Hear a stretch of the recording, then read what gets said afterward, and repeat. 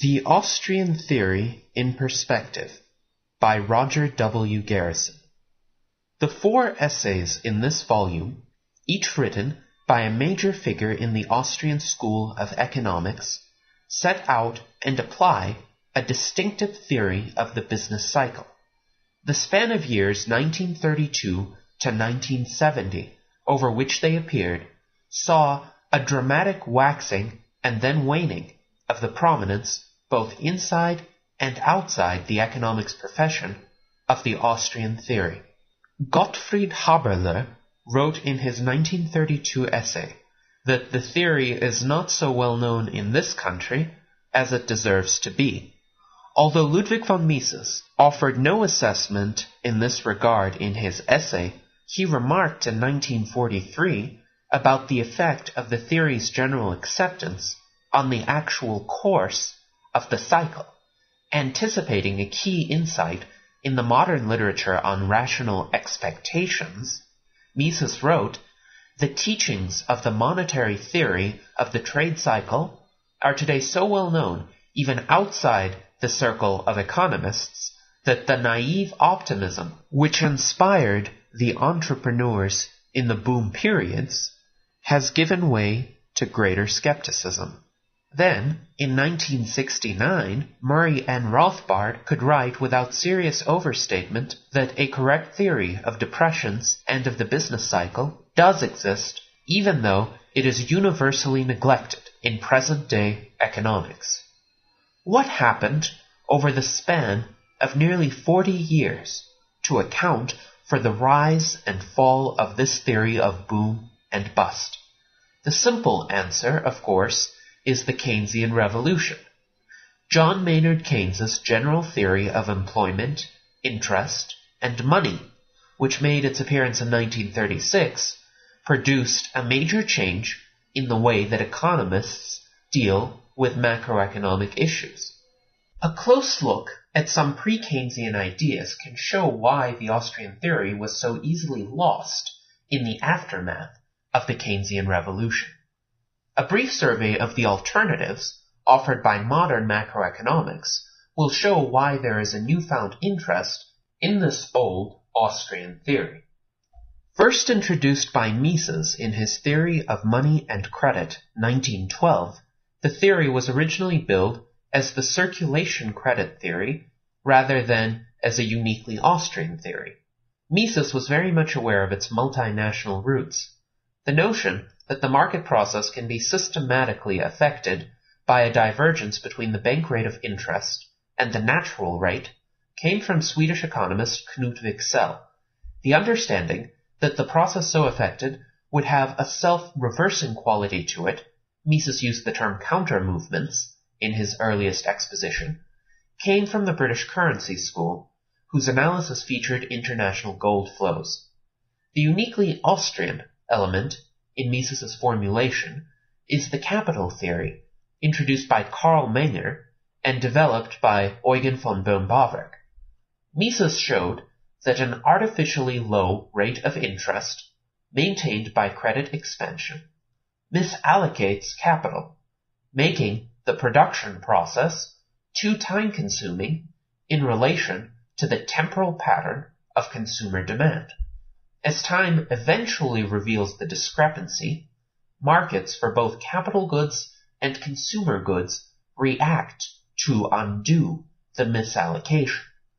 The initial misallocation and eventual reallocation constitute the microeconomic foundations that underlie the observed macroeconomic phenomenon of boom and bust. Mises's theory was superior to its Swedish forerunner in that Wicksell was concerned almost exclusively with the effect of credit expansion on the general level of prices. It was superior to its British forerunner in that the currency school's theory applied only when monetary expansion in one country outpaced that of its trading partners. Mises's theory was applicable even to a closed economy and to a world economy in which all countries are experiencing a credit expansion. The theory took on a more predominantly Austrian character, in the hands of F.A. Hayek. In the late 1920s and early 1930s, Hayek gave emphasis to the Austrian vision of capital that underlies the business cycle theory by introducing a simple graphical representation of the structure of production.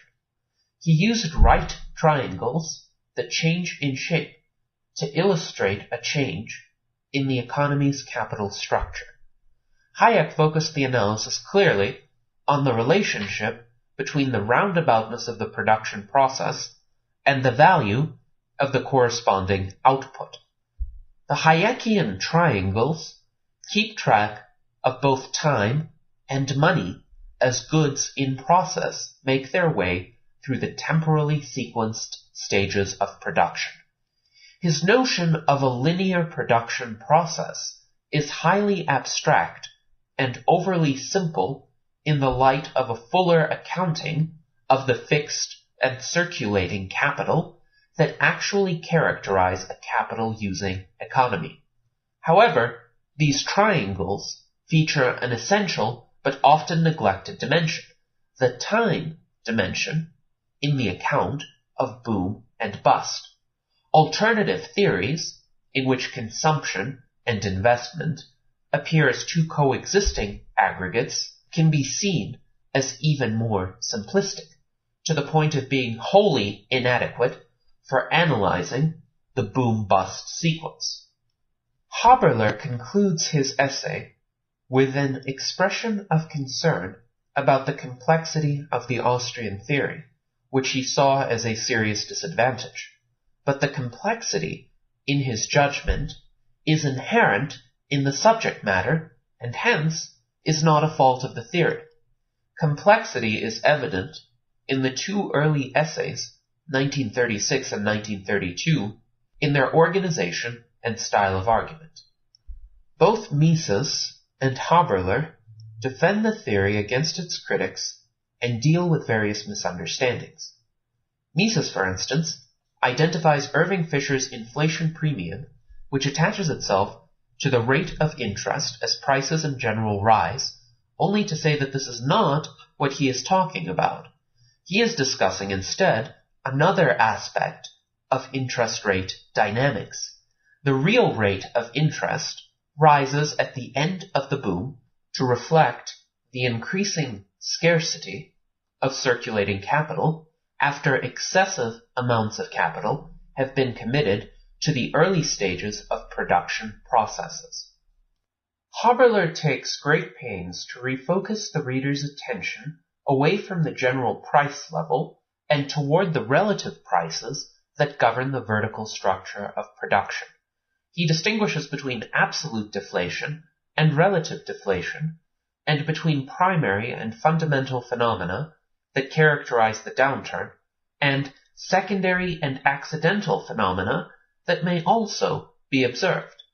All these complexities, plus still others involving such notions as the natural rate of interest and the corresponding degree of roundaboutness of the production process, are unavoidable in a theory that features an intertemporal capital structure. The theoretical richness that stems from the attention to capital has as its negative counterpart the expositional difficulties and scope for misunderstanding.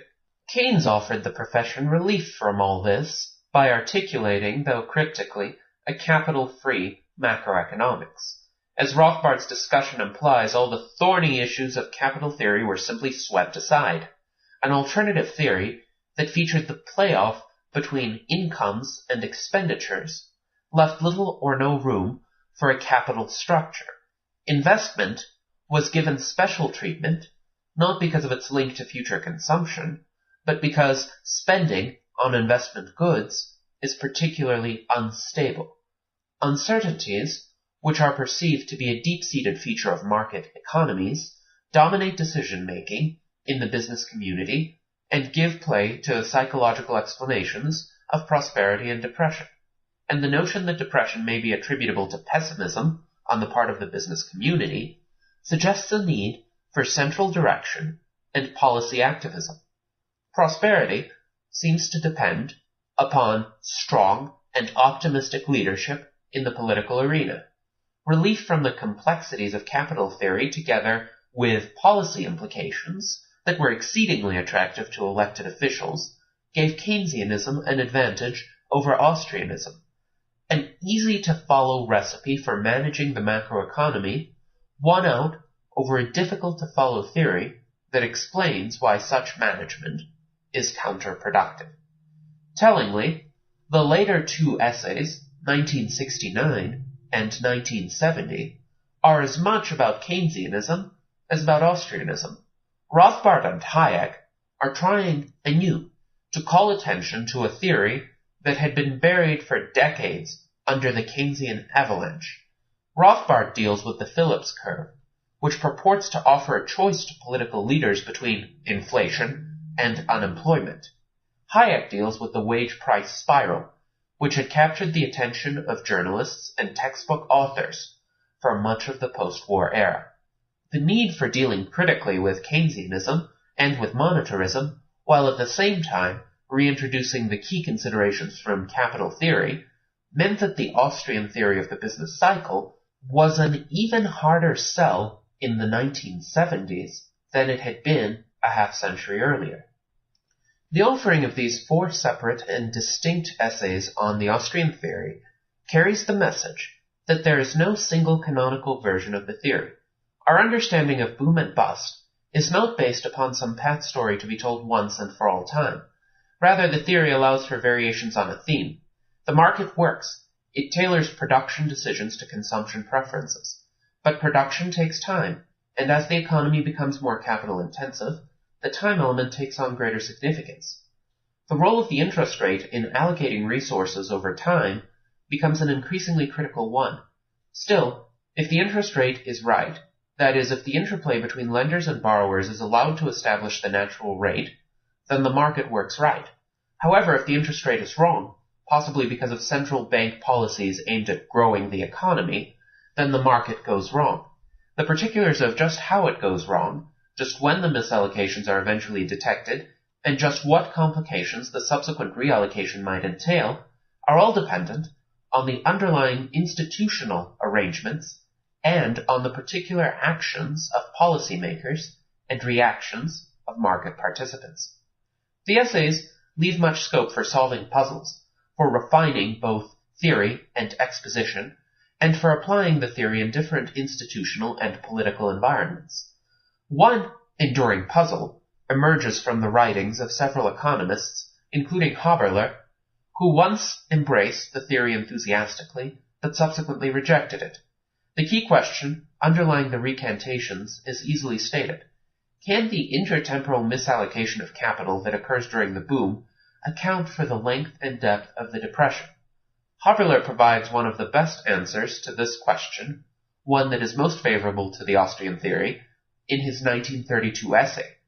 The maladjustment of the vertical structure of production, to use Haberler's own term, does not by itself account for the length and depth of the depression. Rather, this policy-induced change in the intertemporal structure of capital is the basis for the claim that a crisis and downturn are inevitable. The reallocation of resources that follows the downturn, which largely mirrors both qualitatively and quantitatively the earlier misallocation, involves an abnormally high level of structural unemployment, but need not involve a deep and lengthy depression. However, complications that may well accompany the market's adjustment to a policy-induced intertemporal misallocation can cause the depression to be much deeper and longer than it would otherwise be. The same policymakers who orchestrated the artificial boom may well behave ineptly when they see that the ultimate consequence of their policy is a bust. Their failure to stem the monetary contraction together with interventions by the legislature that prop up prices and wages and strengthen trade barriers will make a bad situation worse. All such complications, which play themselves out as a self-aggravating contraction, are correctly identified by Haberler as secondary phenomena. This term is not employed to suggest that these aspects of the depression are negligible or second order in importance. it may well be, Haberler explains, that the secondary wave of depression, which is induced by the more fundamental maladjustment, will grow to an overwhelming importance. Though possibly overwhelming, the effects of the complications are still secondary in the sense of temporal and causal ordering.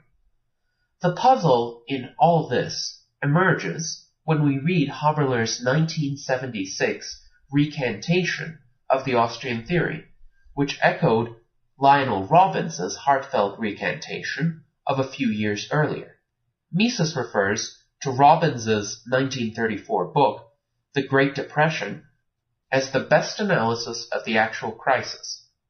In 1971, Robbins wrote in his autobiography that this is a book which he would willingly see forgotten. Drawing on Robbins's recantation, Haberler offers the opinion that the real maladjustments, whatever their nature, were completely swamped by vast deflationary forces.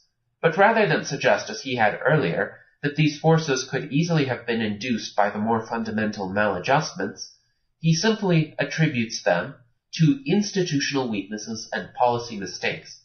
The astute reader will see Haberler's 1932 discussion of secondary phenomena as an insightful and hard-hitting critique of the 1976 Haberler, and would see a similar relationship between the 1934 Robbins and the 1971 Robbins. In 1932, Haberler alluded to the economic earthquakes that Western countries had experienced.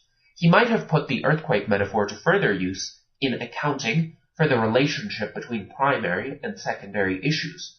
During the 1906 earthquake in San Francisco, for instance, fires broke out and caused much more destruction than had been caused by the actual quaking of the earth. Even so, the fire was a secondary phenomenon, the quake was the primary phenomenon. The fact that the length and depth of the Great Depression are to be accounted for largely in terms of secondary phenomena, then, does not weigh against our understanding that the primary phenomenon was the quaking of the capital structure. What accounts, then, for the recantation of these Austrian theorists and of several others, including John R. Hicks, Nicholas Kaldor, and Abba P. Lerner? This puzzle remains to be solved. Expositional difficulties derive largely from the fact that the capital-based macroeconomics of the Austrian school, and particularly the Austrian theory of the business cycle, are foreign to modern economists whose training is exclusively in labor-based macroeconomics. In today's profession, a given capital stock has become one of the defining assumptions underlying the conventional macroeconomic relationships. To allow capital to be a variable rather than a parameter is to change the subject matter from macroeconomics to the economics of growth. Further, modern economists tend to think of capital holistically in terms of stocks and flows, which precludes any consideration of changes, to say nothing of unsustainable changes, in the capital structure. Gordon Tullock's bafflement at the Austrian theory is illuminating in this regard. Tullock takes Rothbard's essay as canonical and explains why the Austrians are wrong about depressions. This article, together with a comment by Joseph T. Salerno and reply by Tullock, merit careful study. According to Tullock's understanding of the Austrian theory, the boom is a period during which the flow of consumer goods is sacrificed so that the capital stock can be enlarged. At the end of the boom, then, the capital stock would actually be larger, and the subsequent flow of consumer goods would be correspondingly greater. Therefore, the period identified by the Austrians as a depression would instead be a period marked by increased employment, labor as complementary to capital, and a higher standard of living.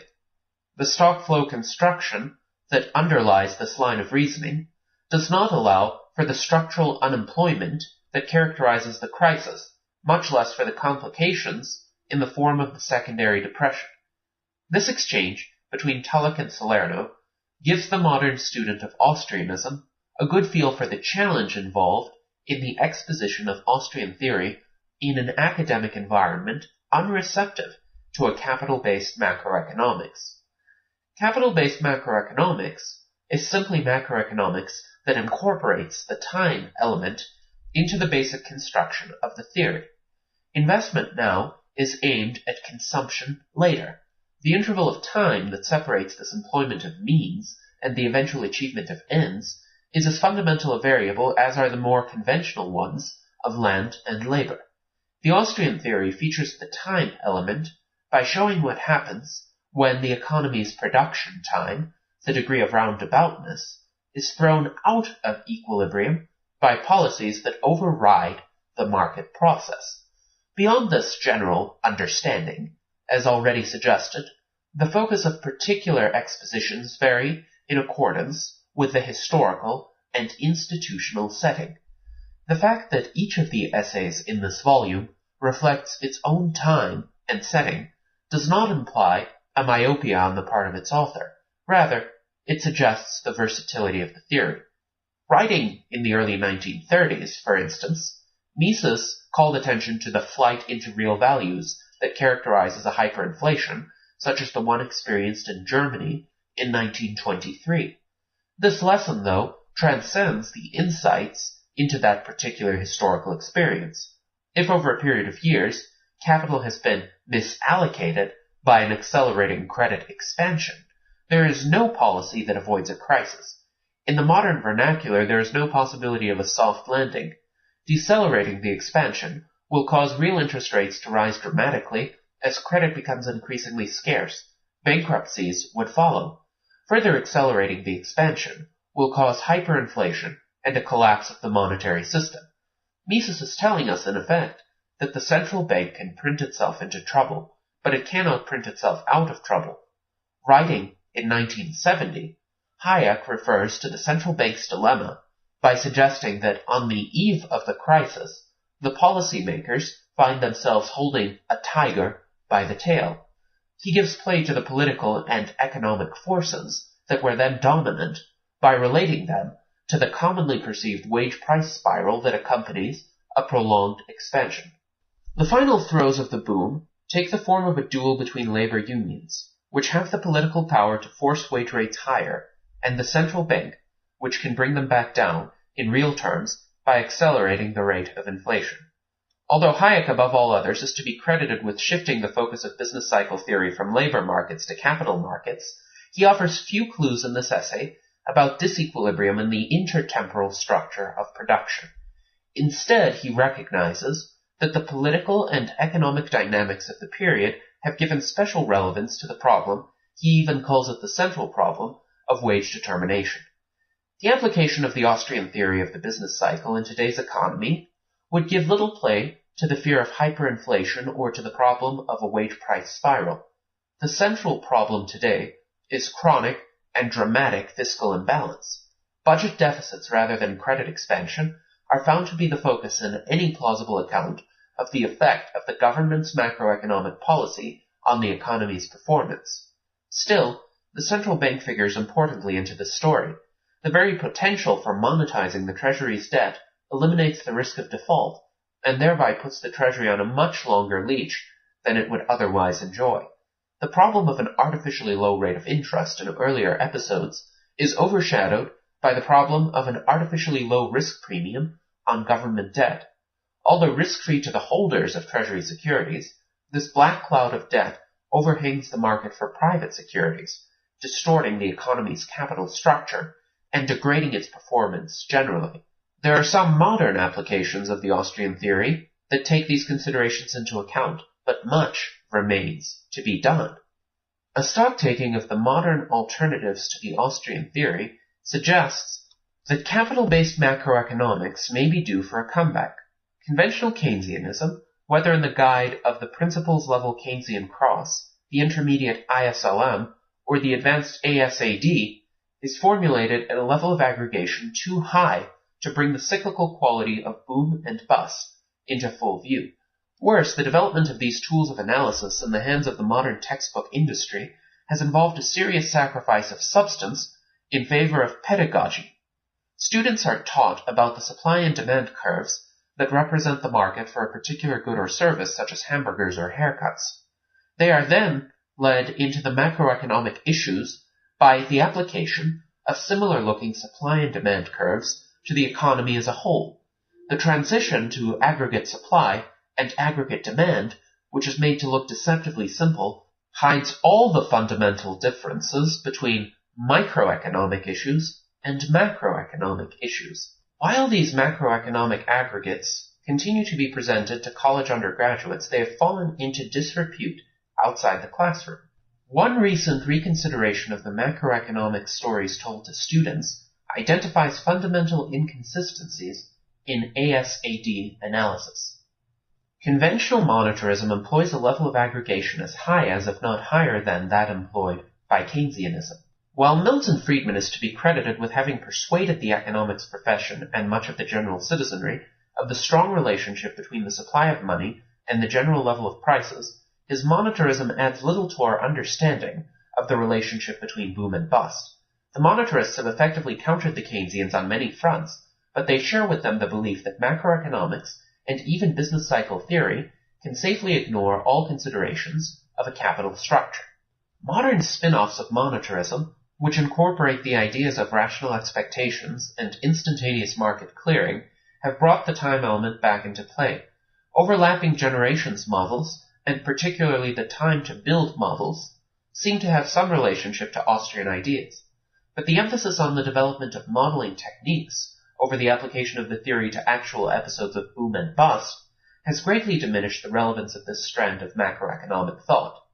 In recent years, there has been an increasingly widespread recognition that modern macroeconomics is in disarray. Today's textbooks and professional journals are replete with models that, while impressive in their display of techniques, are profoundly implausible and wholly inapplicable to the world as we know it. The inadequacies of modern economics have caused some academicians to wonder, if only facetiously, how far back do we have to go before we can start all over? The essays in this volume provide a substantive answer to that question. We have to go back about 60 years to a time when capital theory was an integral part of macroeconomics. We have to go back to the Austrian school. A modernized capital-based macroeconomics can compare favorably with any present-day rivals. Murray Rothbard's essay ends with an anticipation of the Austrian revival, which actually began with his help in 1974. This volume is offered in the spirit of Rothbard and in the hope that the Austrians will have an increasing influence in the years ahead on the development of business cycle theory. The Austrian Theory of the Trade Cycle by Ludwig von Mises. Nowadays it is usual in economics to talk about the Austrian theory of the trade cycle. This description is extremely flattering for us Austrian economists, and we greatly appreciate the honor thereby given us. Like all other scientific contributions, however, the modern theory of economic crises is not the work of one nation. As with the other elements of our present economic knowledge, this approach is the result of the mutual collaboration of the economists of all countries. The monetary explanation of the trade cycle is not entirely new. The English currency school has already tried to explain the boom by the extension of credit resulting from the issue of banknotes without metallic backing. Nevertheless, this school did not see that bank accounts which could be drawn upon at any time by means of checks, that is to say, current accounts, play exactly the same role in the extension of credit as banknotes. Consequently, the expansion of credit can result not only from the excessive issue of banknotes, but also from the opening of excessive current accounts. It is because it misunderstood this truth that the currency school believed that it would suffice, in order to prevent the recurrence of economic crises, to enact legislation restricting the issue of banknotes without metallic backing, while leaving the expansion of credit by means of current accounts unregulated. Peel's Bank Act of 1844 and similar laws in other countries did not accomplish their intended effect. From this, it was wrongly concluded that the English school's attempt to explain the trade cycle in monetary terms had been refuted by the facts. The currency school's second defect is that its analysis of the credit expansion mechanism and the resulting crisis was restricted to the case where credit is expanded in only one country, while the banking policy of all the others remains conservative. The reaction which is produced in this case results from foreign trade effects. The internal rise in prices encourages imports and paralyzes exports. metallic money drains away to foreign countries. As a result, the banks face increased demands for repayment of the instruments they have put into circulation, such as unbacked notes and current accounts, until such time as they find they have to restrict credit. Ultimately, the outflow of specie checks the rise in prices. The currency school analyzed only this particular case. It did not consider credit expansion on an international scale by all the capitalist countries simultaneously. In the second half of the 19th century, this theory of the trade cycle fell into discredit, and the notion that the trade cycle had nothing to do with money and credit gained acceptance. The attempt of Wicksell, 1898, to rehabilitate the currency school was short-lived. The founders of the Austrian School of Economics, Karl Menger, Böhm-Bawerk, and Wieser, were not interested in the problem of the trade cycle. The analysis of this problem was to be the task of the second generation of Austrian economists. In issuing fiduciary media, by which I mean banknotes without gold backing, or current accounts which are not entirely backed by gold reserves, the banks are in a position to expand credit considerably. The creation of these additional fiduciary media permits them to extend credit well beyond the limit set by their own assets and by the funds entrusted to them by their clients. They intervene on the market in this case as suppliers of additional credit created by themselves, and they thus produce a lowering of the rate of interest, which falls below the level at which it would have been without their intervention. The lowering of the rate of interest stimulates economic activity. Projects which would not have been thought profitable if the rate of interest had not been influenced by the manipulations of the banks, and which therefore would not have been undertaken, are nevertheless found profitable and can be initiated. The more active state of business leads to increased demand for production, and the wages of labor rise, and the increase in wages leads in turn to an increase in prices of consumption goods. If the banks were to refrain from any further extension of credit and limited themselves to what they had already done, the boom would rapidly halt. But the banks do not deflect from their course of action. They continue to expand credit on a larger and larger scale, and prices and wages correspondingly continue to rise. This upward movement could not, however, continue indefinitely. The material means of production and the labor available have not increased. All that has increased is the quantity of the fiduciary media which can play the same role as money in the circulation of goods. The means of production and labor, which have been diverted to the new enterprises, have had to be taken away from other enterprises. Society is not sufficiently rich to permit the creation of new enterprises without taking anything away from other enterprises. As long as the expansion of credit is continued, this will not be noticed, but this extension cannot be pushed indefinitely. For if an attempt were made to prevent the sudden halt of the upward movement and the collapse of prices which would result by creating more and more credit, a continuous and even more rapid increase of prices would result. But the inflation and the boom can continue smoothly only as long as the public thinks that the upward movement of prices will stop in the near future.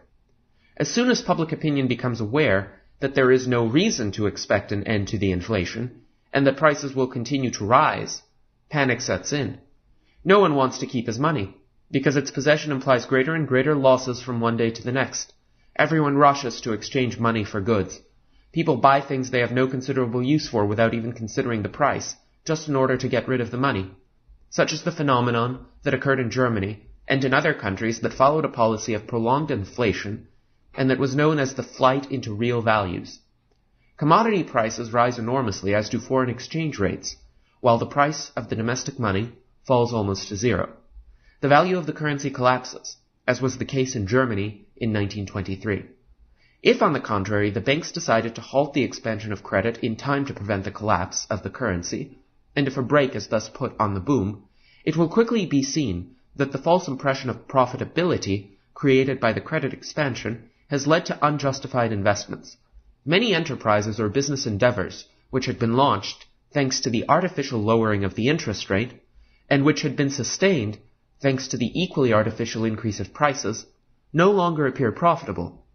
Some enterprises cut back their scale of operation. Others close down or fail. Prices collapse. Crisis and depression follow the boom. the crisis and the ensuing period of depression are the culmination of the period of unjustified investment brought about by the extension of credit. The projects, which owe their existence to the fact that they once appeared profitable in the artificial conditions created on the market by the expansion of credit, and the increase in prices which resulted from it, have ceased to be profitable. The capital invested in these enterprises is lost to the extent that it is locked in. The economy must adapt itself to these losses and to the situation that they bring about.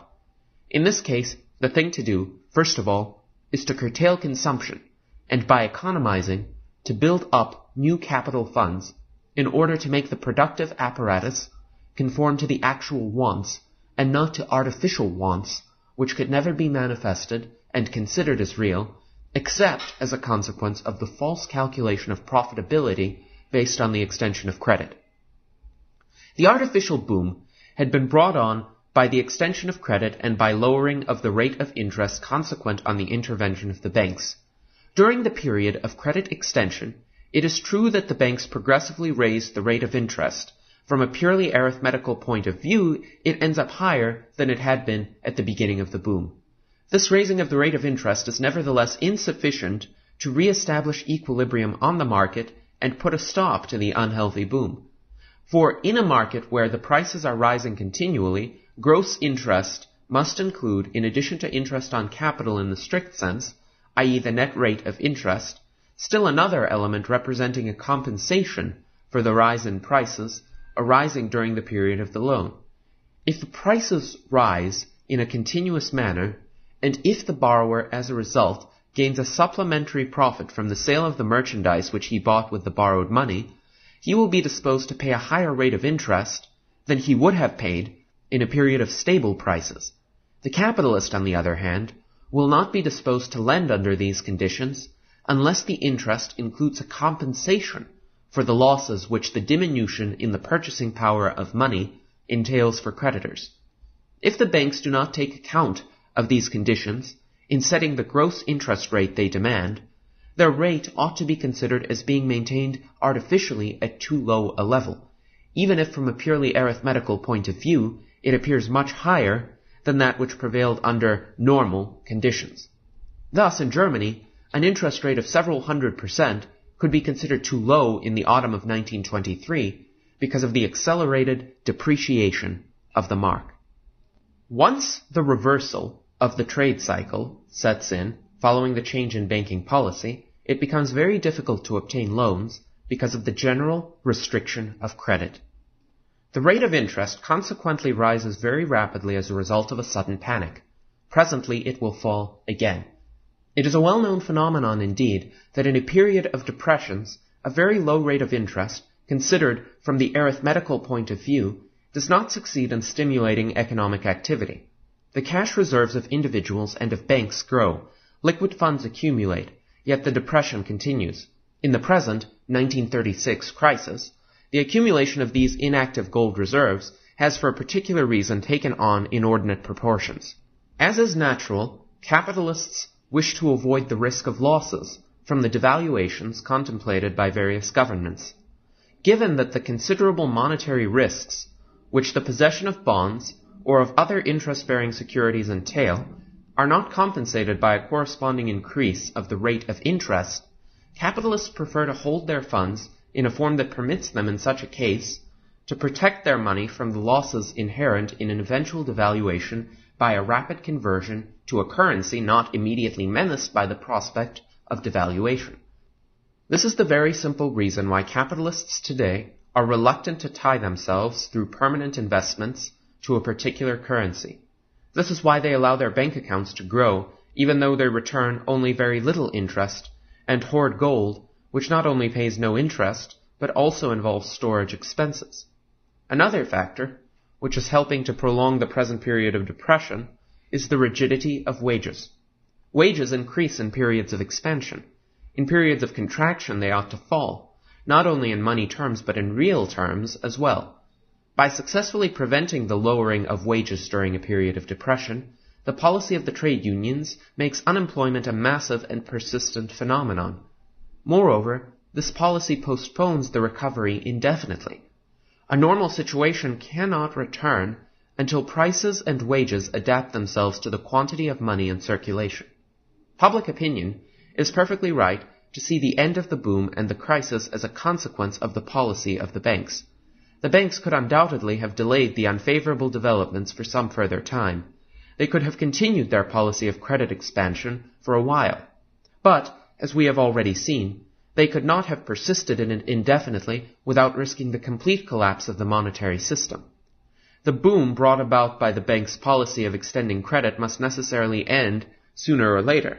Unless they are willing to let their policy completely destroy the monetary and credit system, the banks themselves must cut it short before the catastrophe occurs. The longer the period of credit expansion, and the longer the banks delay in changing their policy, the worse will be the consequences of the malinvestments and of the inordinate speculation characterizing the boom. And as a result, the longer will be the period of depression and the more uncertain the date of recovery and return to normal economic activity. It has often been suggested to stimulate economic activity and to prime the pump by recourse to a new extension of credit which would allow the depression to be ended and bring about a recovery or at least a return to normal conditions. The advocates of this method forget, however, that even though it might overcome the difficulties of the moment, it will certainly produce a worse situation in a not too distant future. Finally, it will be necessary to understand that the attempts to artificially lower the rate of interest which arises on the market through an expansion of credit can only produce temporary results, and that the initial recovery will be followed by a deeper decline which will manifest itself as a complete stagnation of commercial and industrial activity. The economy will not be able to develop harmoniously and smoothly unless all artificial measures that interfere with the level of prices, wages, and interest rates as determined by the free play of economic forces are renounced once and for all. It is not the task of the banks to remedy the consequences of the scarcity of capital or the effects of wrong economic policy by extension of credit. It is certainly unfortunate that the return to a normal economic situation today is delayed by the pernicious policy of shackling commerce, by armaments, and by the only too justified fear of war, not to mention the rigidity of wages. But it is not by banking measures and credit expansion that the situation will be corrected. In the preceding pages, I have given only a brief and necessarily insufficient sketch of the monetary theory of economic crises. It is unfortunately impossible for me, in the limits set by this article, to enter into greater detail. Those who are interested in the subject will be able to find more in the various publications I have mentioned. Money and the Business Cycle by Gottfried Haberler. Section 1. If I speak of the business cycle during this lecture, I do not think only or primarily of such financial and economic earthquakes as we have experienced during the last few years all over the world. It would perhaps be more interesting to talk about these dramatic events of speculation, brokers' loans, collapse of the stock exchange, wholesale bankruptcies, panics, acute financial crises of an external or internal sort, gold drains, and the economic and political repercussions of all this. I shall, however, resist the temptation to make what I have to say dramatic, and shall try instead to get down to the more fundamental economic movements which underlie those conspicuous phenomena which I have indicated. For a complete understanding of the business cycle, it is absolutely indispensable to distinguish between a primary and fundamental, and a secondary and accidental movement. The fundamental appearance of the business cycle is a wave-like movement of business activity, if I may be allowed to use for the moment this rather vague expression. The development of our modern economic life is not an even and continuous growth. It is interrupted, not only by external disturbances like wars and similar catastrophes, but shows an inherent discontinuity. Periods of rapid progress are followed by periods of stagnation. The attention of the economists was first caught by those secondary and accidental phenomena, glaring breakdowns and financial panics. They tried to explain them in terms of individual accidents, mistakes, and misguided speculations of the leaders of those banks and business firms which were primarily involved. But the regular recurrence of these accidents during the 19th century brought home to the economists that they had not isolated accidents before them, but symptoms of a severe disease, which affects the whole economic body. During the second half of the 19th century, there was a marked tendency for these disturbances to become milder, especially those conspicuous events. Breakdowns, bankruptcies, and panics became less numerous, and there were even business cycles from which they were entirely absent. Before the war, it was the general belief of economists that this tendency would persist, and that such dramatic breakdowns and panics as the 19th century had witnessed belonged definitely to the past. Now, the present depression shows that we rejoice too hastily, that we have not yet got rid of this scourge of the capitalist system. But nevertheless, so much can be and must be learned from the experience of the past. If we want a deeper insight into the inner mechanism of our capitalistic system, which makes for its cyclical movements, we must try to explain the fundamental phenomenon, abstracting from these accidental events which might be absent or present. If we disregard these secondary phenomena, the business cycle presents itself as a periodic up and down of general business activity, or to put it now in a more precise form, of the volume of production. The secular growth of production does not show a continuous, uninterrupted trend upward, but a wave-like movement around its average annual increase.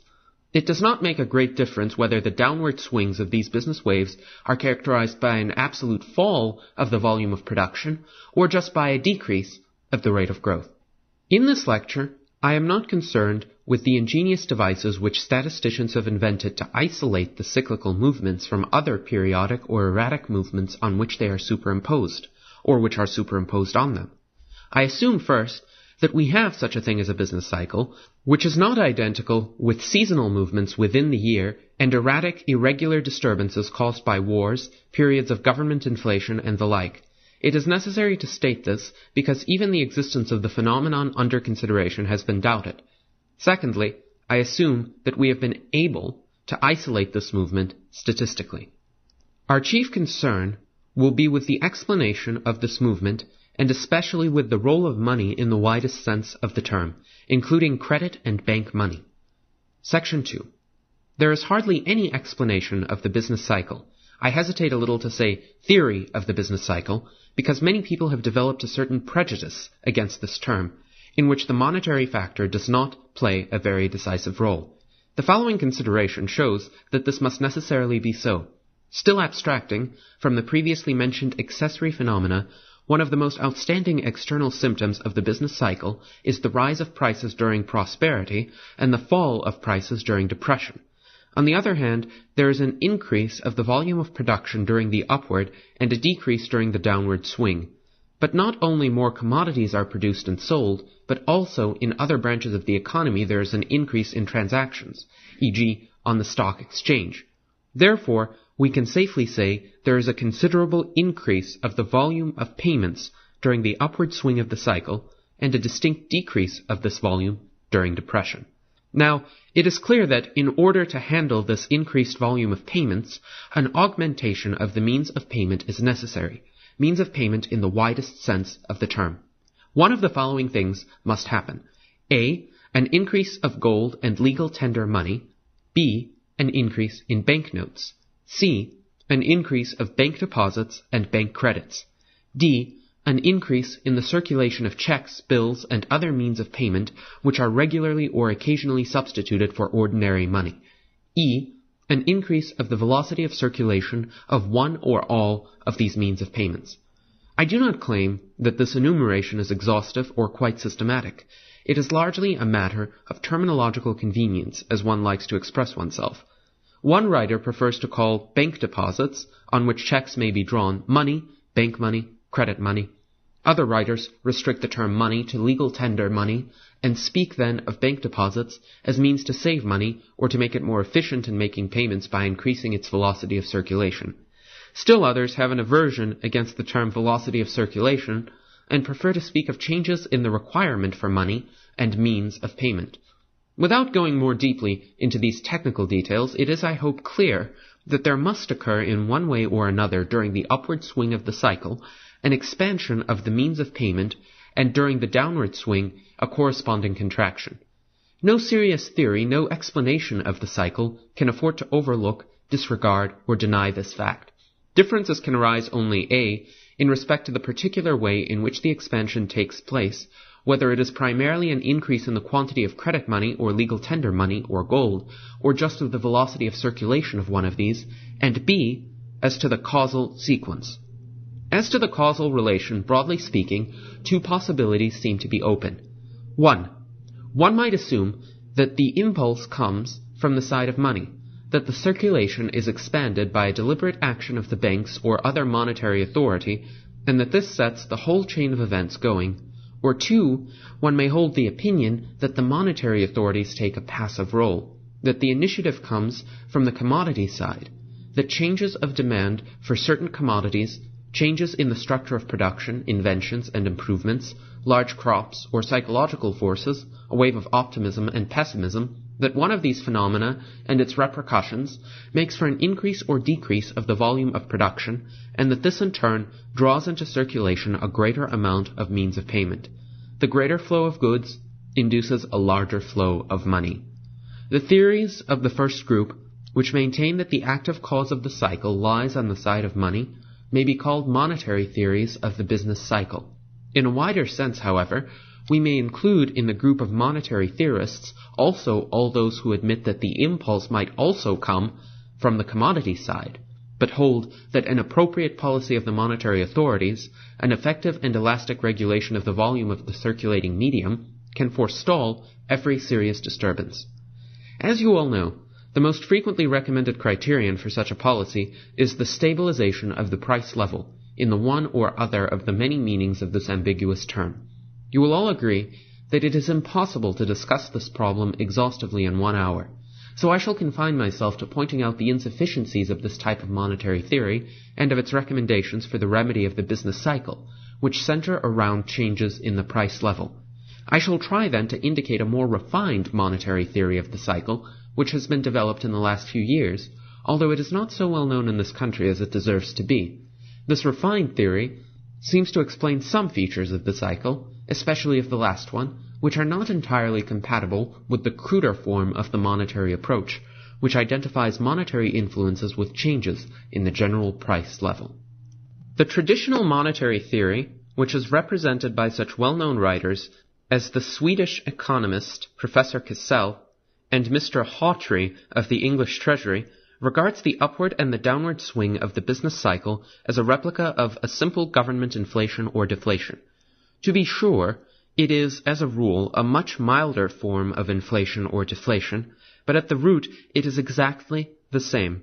Mr. Hawtrey states this quite uncompromisingly in his famous dictum: "The trade cycle is a purely monetary phenomenon, and is in principle the same as the inflation during the war and the deflation, that is to say, the reduction of the amount of circulating medium, which was deliberately undertaken by certain governments to approach or to restore the post-war parity of their currencies." Hawtrey recognizes and stresses, of course, the difference in degree between the two types of inflation and deflation, namely, that the expansion and contraction in the course of the business cycle is chiefly produced by maladjustment of the discount rate, which is not the way in which a government inflation is brought about. It is today an almost generally accepted doctrine that a lowering of the discount rate by the banking system, especially by the central banks, induces people to borrow more so that the amount of the circulating medium increases and prices rise. A raising of the discount rate has the opposite effect. It tends to depress prices, or if they were rising, to put a brake on the upward movement. I know, of course, that this bare statement needs some qualifications. I trust, however, that before so competent an audience, it will suffice to say that this is literally true only if the influence of the change in the discount rate is not compensated by any other force which changes the willingness of businessmen to borrow. But given all these other circumstances, that is to say, ceteris paribus, a change in the discount rate will have the indicated effect on prices. In any given situation, there is one rate which keeps the price level constant.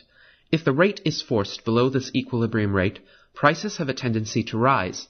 If the rate is raised above the equilibrium rate, prices tend to fall. Now, according to Mr. Hawtrey, there is a tendency in our banking system to keep the interest rate too low during an upward swing of the cycle. Then prices rise, we get a credit inflation, and sooner or later the banks are forced to take steps to protect their reserves. They increase the rate and bring about the crisis and the depression. There is no time here to go into details to discuss the ingenious explanation which Mr. Hawtrey offers for the fact that banks always go too far, that they swing like a pendulum from one extreme to the other, and do not stop at the equilibrium rate. The reason which Mr. Hawtrey gives for this is different from the one which Professor Irving Fisher and other writers of this group have to offer. What they all have in common is that the disturbing factors act through changes in the price level. It is through changes of the price level that expansion and contraction of credit and money act upon the economic system, and they all believe that stability of the price level is the sufficient criterion of a rational regulation of credit. If it were possible to keep the price level stable, prosperity would never be followed by depression. If the price level is allowed to rise, and the inevitable reaction to come, it would be possible to end the depression and to restore equilibrium if one could stop the fall of prices. Let me now indicate briefly why this explanation seems to me insufficient. Or, to put it in other words, I shall try to show that A, the price level is frequently a misleading guide to monetary policy, and that its stability is no sufficient safeguard against crises and depressions, because B, a credit expansion has a much deeper and more fundamental influence on the whole economy, especially on the structure of production, than that expressed in the mere change of the price level. The principal defect of those theories is that they do not distinguish between a fall of prices which is due to an actual contraction of the circulating medium and a fall of prices which is caused by lowering of cost as a consequence of inventions and technological improvements. I must, however, mention that this particular criticism does not apply to Mr. Hawtrey, who by a peculiar interpretation of the term price level recognizes this distinction, although he does not seem to draw the necessary conclusions. It is true, if there is an absolute decrease of the quantity of money, demand will fall off, prices will have to go down, and a serious depression will be the result. Normal conditions will return only after all prices have been lowered, including the prices of the factors of production, especially wages. This may be a long and painful process, because some prices, e.g. wages, are rigid, and some prices and debts are definitely fixed for a long time and cannot be altered at all. From this, however, it does not follow that the same is true if prices fall because of a lowering of costs. It is now generally accepted that the period preceding the present depression was characterized by the fact that many technological improvements, especially in the production of raw materials and agricultural products, but also in the field of manufacture, took place on a large scale. The natural thing in such a situation would be for prices to fall gradually, and apparently such a fall of prices cannot have the same bad consequence as a fall of prices brought about by a decrease of the amount of money. We could speak, perhaps, of a relative deflation of the quantity of money, relative in respect to the flow of goods, in opposition to an absolute deflation. Especially those writers who stress the scarcity of gold as a cause for the present depression are guilty of overlooking the radical difference between an absolute and a relative deflation. A scarcity of gold could result only in a relative deflation, which could never have such disastrous results as the present depression. Of a more indirect way in which the smallness of the annual output of gold has perhaps to do with, I do not venture to say is the cause of, the acuteness of present depression and the vehemence of the price fall, I shall say more later. Now, as I have said already, during the years 1924 to 1927 and 1928, we experienced an unprecedented growth of the volume of production. Commodity prices, on the other hand, as measured by the wholesale price index, were fairly stable, as everyone knows. From this it follows, and direct statistical investigations have verified it, that the volume of the circulating medium had been increased. We could say there was a relative inflation, that is, an expansion of means of payment, which did not result in an increase of commodity prices, because it was just large enough to compensate for the effect of a parallel increase of the volume of production. There is now an obvious presumption that it was precisely this relative inflation which brought about all the trouble. If this were so, and it seems to me that it is very probable, it would be plain that the price level is a misleading guide for monetary policy, and that there are monetary influences at work on the economic system that do not find an adequate expression in a change of the price level, at least as measured by the wholesale price index, and in fact, there are such very far-reaching influences of certain monetary changes on the economic system. They may express themselves in a change of the price level or not, which have been wholly overlooked by the traditional monetary explanation, although the external symptoms of this influence have been well recognized, but differently interpreted by certain non-monetary theories and descriptive studies of the business cycle. Section 4. These changes which I have in mind, and shall now try to analyze, are changes of what I shall call the vertical structure of production, brought about by changes in the supply of credit for productive purposes. If we have to analyze an economic system, we can make a horizontal or vertical cross-section through it. A horizontal cross-section would exhibit different branches or lines of industry as differentiated by the consumption goods, which are the final result of these different branches. There, we have the food industry, including agriculture, the clothing industry, the show industry, etc. Industries which produce producers' goods, say the iron and steel industry, belong simultaneously to different branches in this horizontal sense, because iron and steel are used in the production of many or of all consumers' goods. The old statement that a general overproduction is unthinkable, that we can never have too much of all goods because human wants are insatiable, but that serious disproportionalities might develop in consequence of a partial overproduction, this statement relates principally to the horizontal structure of production. Disproportionality in this sense means that for one reason or another, the appropriate proportion of productive resources devoted to different branches of industry has been disturbed, that e.g. the automobile industry is overdeveloped, that more capital and labor has been invested in this industry than is justified by the comparative demand for the product of this industry and for other industrial products. I hope it is now pretty clear what I mean by horizontal structure and horizontal disproportionalities of production. We make, on the other hand, a vertical cross-section through an economic system if we follow every finished good ready for consumption up through the different phases of production and note how many stages a particular good has to pass through before it reaches the final consumer. Take, e.g., a pair of shoes and trace its economic family tree. Our path leads us from the retailer via the wholesale merchant to the shoe factory, and taking up one of the different threads which come together at this point, say a sewing machine used for the fabrication of shoes, we are led to the machine industry, the steel plant, and eventually to the coal and iron mine. If we follow another strand, it leads us to the farm, which bred the cattle from which the leather was taken. And besides, there are many intermediate stages interpolated between these major phases of the productive process, namely, the various transportation services. Every good has to pass through many successive stages of preparation before the finishing touches are applied, and it eventually reaches the final consumer.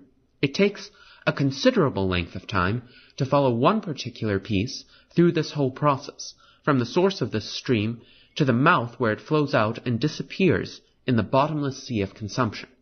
But when the whole process is once completed and every one of the successive stages is properly equipped with fixed and circulating capital, we may expect a continuous flow of consumers' goods.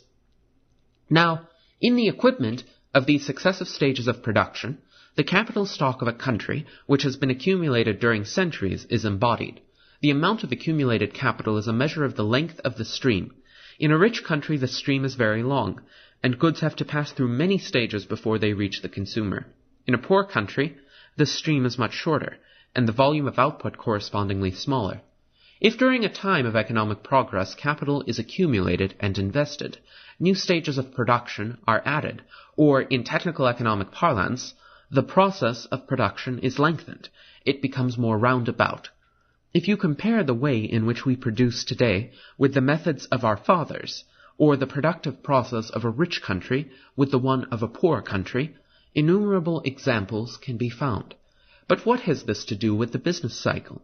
Now, when I spoke of the vertical structure of production and the influence of monetary forces upon it, I thought of a lengthening and shortening of the productive process.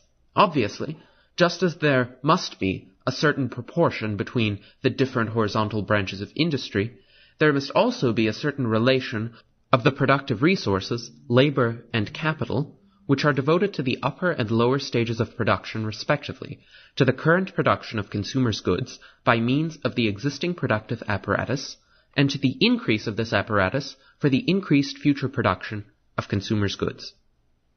If, e.g., too much labor is used for lengthening the process, and too small an amount for current consumption, we shall get a maladjustment of the vertical structure of production.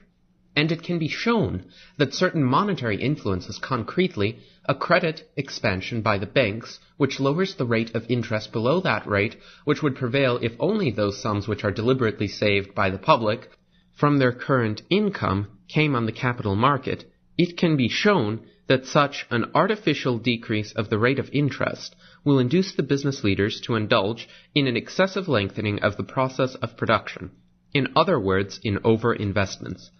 As the finishing of a productive process takes a considerable period of time, it turns out only too late that these newly initiated processes are too long. A reaction is inevitably produced. How, we shall see at once, which raises the rate of interest, again, to its natural level or even higher. Then these new investments are no longer profitable, and it becomes impossible to finish the new roundabout ways of production. They have to be abandoned, and productive resources are returned to the older, shorter methods of production. This process of adjustment of the vertical structure of production, which necessarily implies the loss of large amounts of fixed capital which is invested in those longer processes and cannot be shifted, takes place during and constitutes the essence of the period of depression. Unfortunately, it is impossible to discuss here all the steps of this process and to compare them with the corresponding phases of the business cycle of which they are the picture and explanation. I hope that it will be possible to give you a clear idea of what happens in our capitalistic societies during the business cycle by means of a comparison with a corresponding event in a communistic economy. What the Russians are doing now, or trying to do, the 5-year plan, is nothing else but an attempt to increase by a desperate effort the roundaboutness of production, and by means of this, to increase in the future the production of consumers' goods. Instead of producing consumers' goods with the existing primitive methods, they have curtailed production for immediate consumption purposes to the indispensable minimum. Instead of shoes and houses, they produce power plants, steelworks, try to improve the transportation system, in a word, build up a productive apparatus which will turn out consumption goods only after a considerable period of time. Now, suppose that it becomes impossible to carry through this ambitious plan. Assume the government comes to the conclusion that the population cannot stand the enormous strain, or that a revolution threatens to break out, or that by a popular vote it is decided to change the policy. In any such case, if they are forced to give up the newly initiated roundabout ways of production and to produce consumers' goods as quickly as possible, they will have to stop the building of their power plants and steelworks and tractor factories, and instead of that, try to produce hurriedly simple implements and tools to increase the output of food and shoes and houses. That would mean an enormous loss of capital, sunk in those now abandoned works. Now, what in a communistic society is done upon a decision of the Supreme Economic Council is in our individualistic society brought about by the collective but independent action of the individuals and carried out by the price mechanism. If many people, individuals or corporations, decide to save, to restrict for some time their consumption, the demand for and production of consumers' goods declines, productive resources are shifted to the upper stages of production, and the process of production is being lengthened. If we rely on voluntary saving, we can assume that during every year approximately the same proportion of the national income will be saved, although not always by the same individuals. Then we have a steady flow of savings, and the adjustment of production does not take place in terms of actual shifts of invested productive resources, but in terms of a lasting deflection of the flow of productive resources into other channels. There is no reason why this should not go on smoothly and continuously. Violent fluctuations are introduced by the influence of the banks in this process. The effect of the voluntary decision of the public to save, i.e. to divert productive resources from the current production of consumption goods to the lengthening of the process, can be produced also by the banking system. if the banks create credit and place it at the disposal of certain businessmen who wish to use it for productive purposes, that part of the money stream which is directed to the upper stages of production is increased. More productive resources will be diverted from the current production of consumers' goods to the lengthening of the process than corresponds to the voluntary decision of the members of the economic community. This is what economists speak of as forced saving. First, everything goes all right, but very soon prices begin to rise, because those firms who have got the new money use it to bid away factors of production, labor, and working capital from those concerns which were engaged in producing consumption goods. Wages and prices go up, and a restriction of consumption is imposed on those who are not able to increase their money income. If, through previous investment of voluntary savings, there is already a tendency for the price level to fall, the new credit, instead of resulting in an absolute rise of prices, may simply offset the price fall which would otherwise take place. But after some time, a reaction sets in, which tends to restore the old arrangement that has been distorted by the injection of money.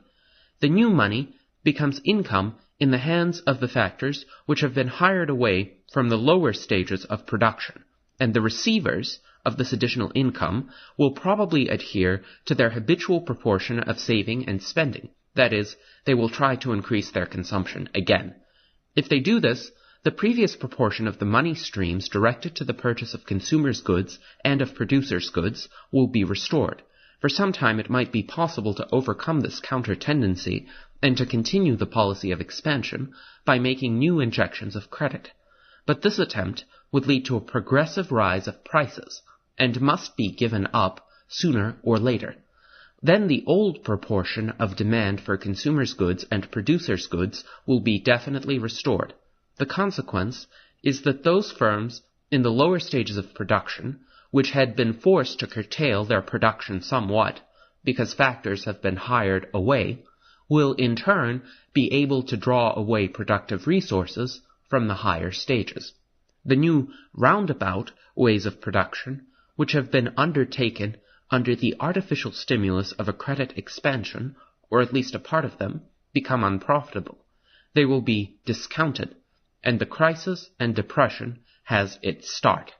It could be otherwise only if the new processes were already finished when the additional money has become income and comes onto the market for consumers' goods. In this case, the additional demand would find additional supply. To the increased flow of money would correspond an increased flow of goods. This is, however, almost impossible, because as Mr. Robertson has shown, the period of production is much longer than the period of circulation of money. The new money is bound to come on the market for consumption goods much earlier than the new processes are completed and turn out goods ready for consumption. Section 5. This explanation of the slump, of which I have been able to indicate here only the bare outline, could of course be elaborated and has been elaborated.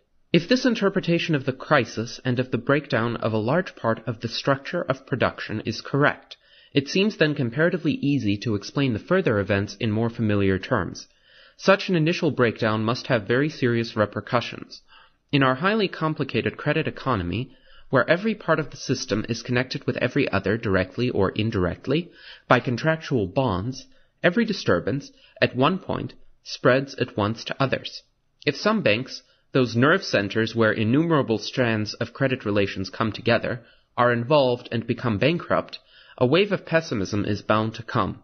As a secondary phenomenon, a credit deflation is likely to be the consequence of the general distrust and nervousness.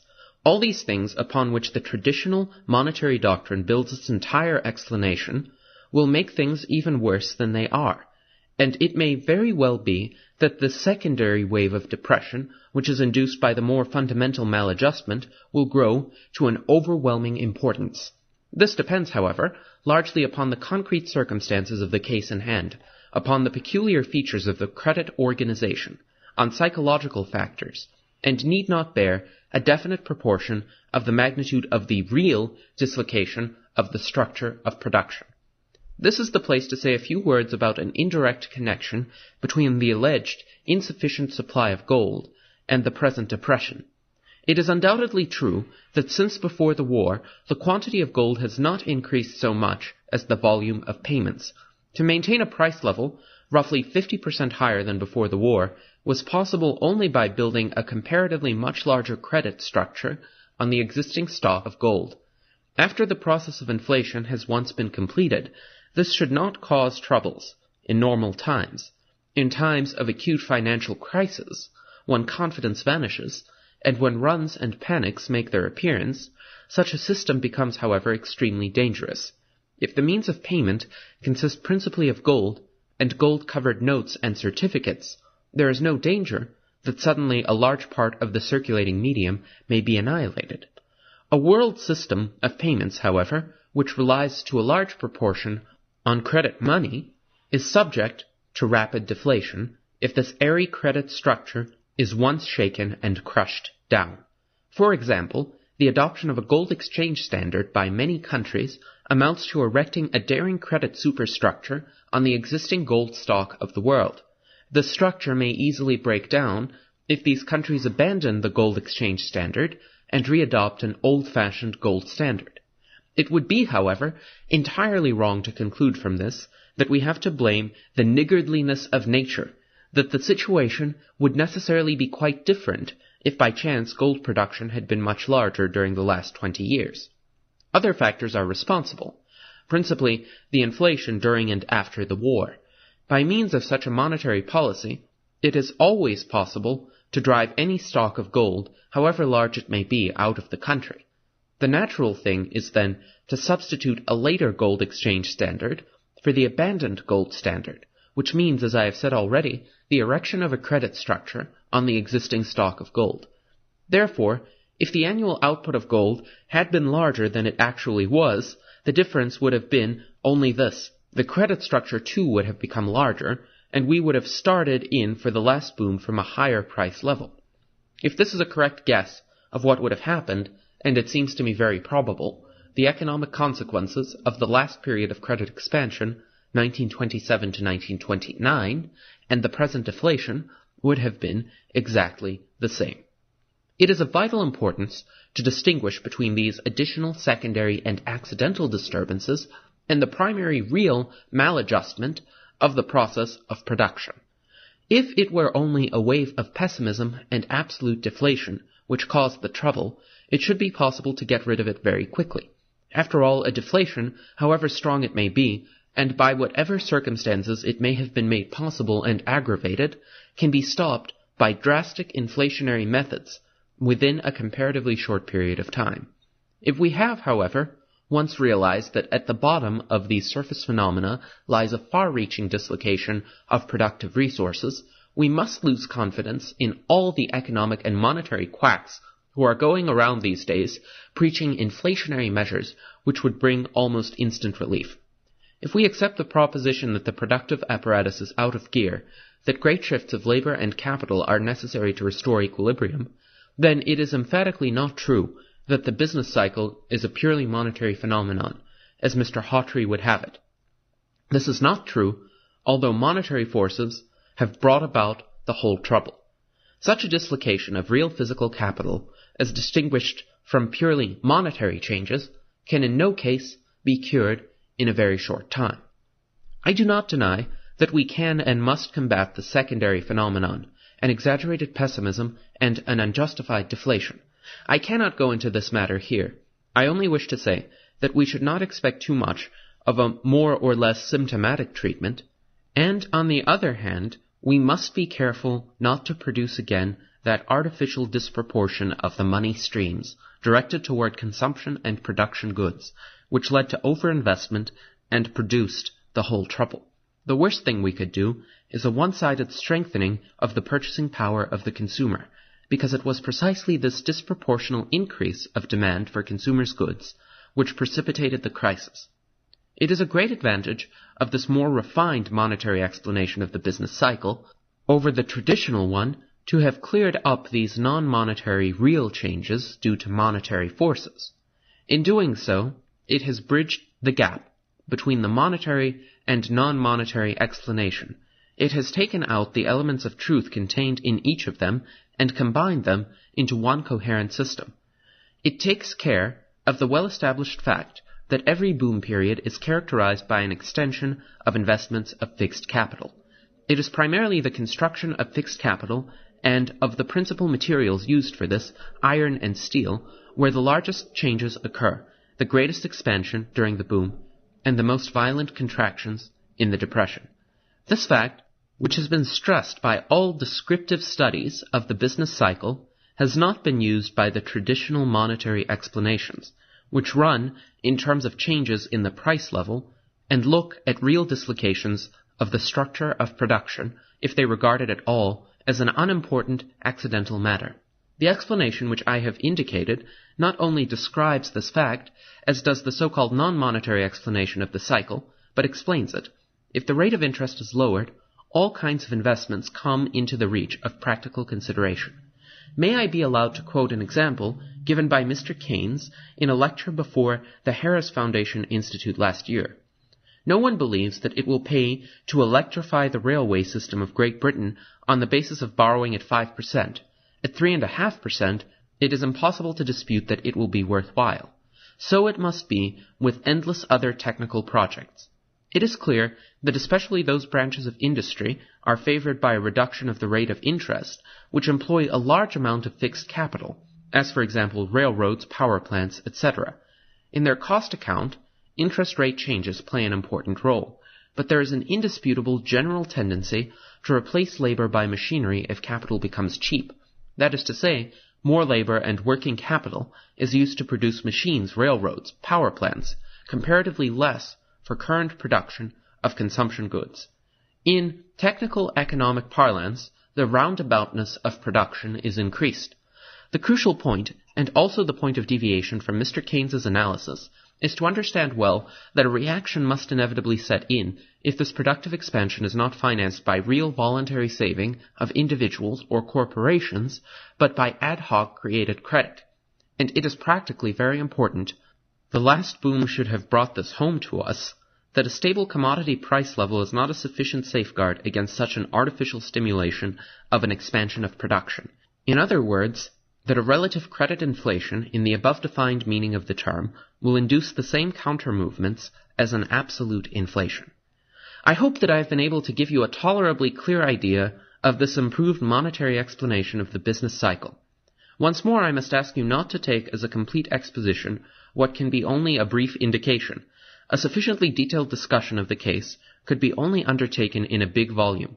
Therefore, I beg you to suspend your final judgment until the case has been more fully presented to you. Only one objection I should like to anticipate. It is true this theory suffers from a serious disadvantage. It is so much more complicated than the traditional monetary explanation. But I venture to say that this is not the fault of this theory, but due to the malice of the object. Unfortunately, facts are not always so simple as many people would like to have them. Economic Depressions, Their Cause and Cure, by Murray N. Rothbard. We live in a world of euphemism. Undertakers have become morticians. Press agents are now public relations counselors. And janitors have all been transformed into superintendents. In every walk of life, plain facts have been wrapped in cloudy camouflage. No less has this been true of economics. In the old days, we used to suffer nearly periodic economic crises, the sudden onset of which was called a panic, and the lingering trough period after the panic was called depression. The most famous depression, in modern times, of course, was the one that began in a typical financial panic in 1929 and lasted until the advent of World War II. After the disaster of 1929, economists and politicians resolved that this must never happen again. The easiest way of succeeding at this resolve was simply to define depressions out of existence. From that point on, America was to suffer no further depressions, for when the next sharp depression came along in 1937 to 38, the economists simply refused to use the dread name and came up with a new, much softer-sounding word: recession. From that point on, we have been through quite a few recessions, but not a single depression. But pretty soon, the word recession also became too harsh for the delicate sensibilities of the American public. It now seems that we had our last recession in 1957 to 58. For, since then, we have only had downturns, or even better, slowdowns, or sidewise movements. So be of good cheer. From now on, depressions and even recessions have been outlawed by the semantic fiat of economists. From now on, the worst that can possibly happen to us are slowdowns. Such are the wonders of the new economics. For 30 years, our nation's economists have adopted the view of the business cycle held by the late British economist John Maynard Keynes, who created the Keynesian or the new economics in his book The General Theory of Employment, Interest, and Money, published in 1936. Beneath their diagrams, mathematics, and inchoate jargon, the attitude of Keynesians toward booms and bust is simplicity, even naivete itself. If there is inflation, then the cause is supposed to be excessive spending on the part of the public. The alleged cure is for the government, the self-appointed stabilizer and regulator of the nation's economy, to step in and force people to spend less, sopping up their excess purchasing power through increased taxation. If there is a recession, on the other hand, this has been caused by insufficient private spending, and the cure now is for the government to increase its own spending, preferably through deficits, thereby adding to the nation's aggregate spending stream. The idea that increased government spending, or easy money, is good for business, and that budget cuts, or harder money, is bad, permeates even the most conservative newspapers and magazines. These journals will also take for granted that it is the sacred task of the federal government to steer the economic system on the narrow road between the abysses of depression on the one hand and inflation on the other, for the free market economy is supposed to be ever liable to succumb to one of these evils. All current schools of economists have the same attitude. Note, for example, the viewpoint of Dr. Paul W. McCracken, the incoming chairman of President Nixon's Council of Economic Advisers. In an interview with the New York Times shortly after taking office, January 24, 1969, Dr. McCracken asserted that one of the major economic problems facing the new administration is how you cool down this inflationary economy without at the same time tripping off unacceptably high levels of unemployment. In other words, if the only thing we want to do is cool off the inflation, it could be done, but our social tolerances on unemployment are narrow. And again, I think we have to feel our way along here. We don't really have much experience in trying to cool an economy in orderly fashion. We slammed on the brakes in 1957, but of course we got substantial slack in the economy. Note the fundamental attitude of Dr. McCracken toward the economy, remarkable only in that it is shared by almost all economists of the present day. The economy is treated as a potentially workable, but always troublesome and recalcitrant patient, with a continual tendency to hive off into greater inflation or unemployment. The function of the government is to be the wise old manager and physician, ever watchful, ever tinkering, to keep the economic patient in good working order.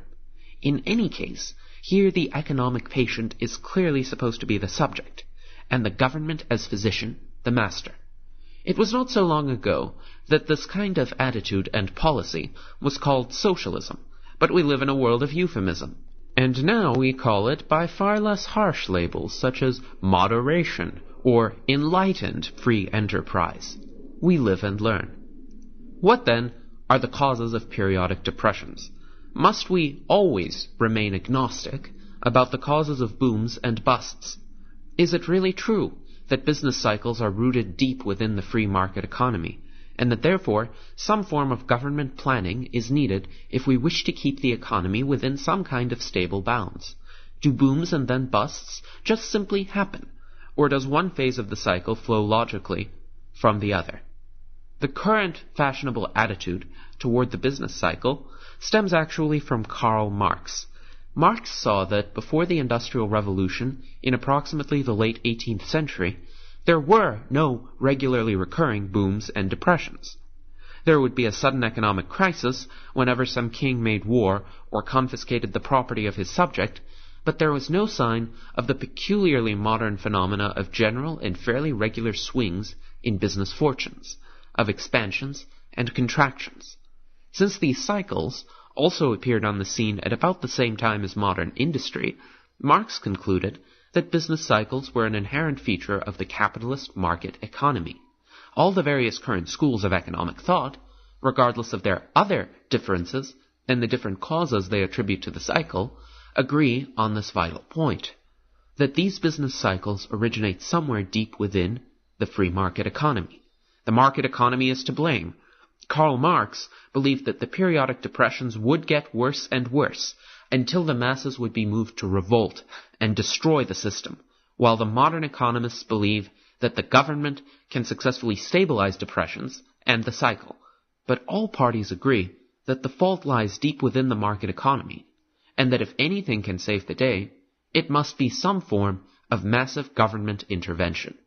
There are, however, some critical problems in the assumption that the market economy is the culprit. For general economic theory teaches us that supply and demand always tend to be in equilibrium in the market, and that therefore prices of products, as well as of the factors that contribute to production, are always tending toward some equilibrium point. Even though changes of data, which are always taking place, prevent equilibrium from ever being reached, there is nothing in the general theory of the market system that would account for regular and recurring boom and bust phases of the business cycle. Modern economists solve this problem by simply keeping their general price and market theory and their business cycle theory in separate, tightly sealed compartments, with never the twain meeting, much less integrated with each other. Economists, unfortunately, have forgotten that there is only one economy, and therefore only one integrated economic theory. Neither economic life nor the structure of theory can or should be in watertight compartments. Our knowledge of the economy is either one integrated whole or it is nothing. Yet most economists are content to apply totally separate, and indeed mutually exclusive theories for general price analysis and for business cycles. They cannot be genuine economic scientists so long as they are content to keep operating in this primitive way. But there are still graver problems with the currently fashionable approach. Economists also do not see one particularly critical problem because they do not bother to square their business cycle and general price theories. The peculiar breakdown of the entrepreneurial function at times of economic crisis and depression. In the market economy, one of the most vital functions of the businessman is to be an entrepreneur, a man who invests in productive methods, who buys equipment and hires labor to produce something which he is not sure will reap him any return. In short, the entrepreneurial function is the function of forecasting the uncertain future. Before embarking on any investment or line of production, the entrepreneur or enterpriser must estimate present and future costs and future revenues, and therefore estimate whether and how much profits he will earn from the investment. If he forecasts well, and significantly better than his business competitors, he will reap profits from his investment. The better his forecasting, the higher profits he will earn. If, on the other hand, he is a poor forecaster and overestimates the demand for his product, he will suffer losses and pretty soon be forced out of the business. The market economy, then, is a profit and loss economy in which the acumen and ability of business entrepreneurs is gauged by the profits and losses they reap. The market economy, moreover, contains a built-in mechanism, a kind of natural selection, that ensures the survival and the flourishing of the superior forecaster and the weeding out of the inferior ones. For the more profits reaped by the better forecasters, the greater become their business responsibilities, and the more they will have available to invest in the productive system. On the other hand, a few years of making losses will drive the poorer forecasters and entrepreneurs out of business altogether, and push them into the ranks of salaried employees. If then the market economy has a built-in natural selection mechanism for good entrepreneurs, this means that generally we would expect not many business firms to be making losses. And in fact, if we look around at the economy on an average day or year, we will find that losses are not very widespread. But in that case, the odd fact that needs explaining is this.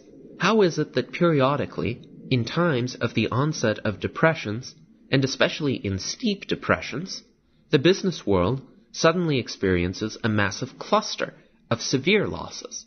A moment arrives when business firms, previously highly astute entrepreneurs in their ability to make profits and avoid losses, suddenly and dismayingly find themselves, almost all of them, suffering severe and unaccountable losses. How come? Here's a momentous fact that any theory of depressions must explain. An explanation such as underconsumption, a drop in total consumer spending, is not sufficient.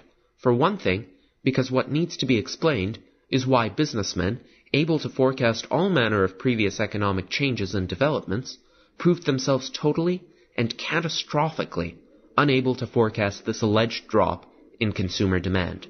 Why this sudden failure in forecasting ability? An adequate theory of depressions, then, must account for the tendency of the economy to move through successive booms and busts, showing no sign of settling into any sort of smoothly moving or quietly progressive approximation of an equilibrium situation.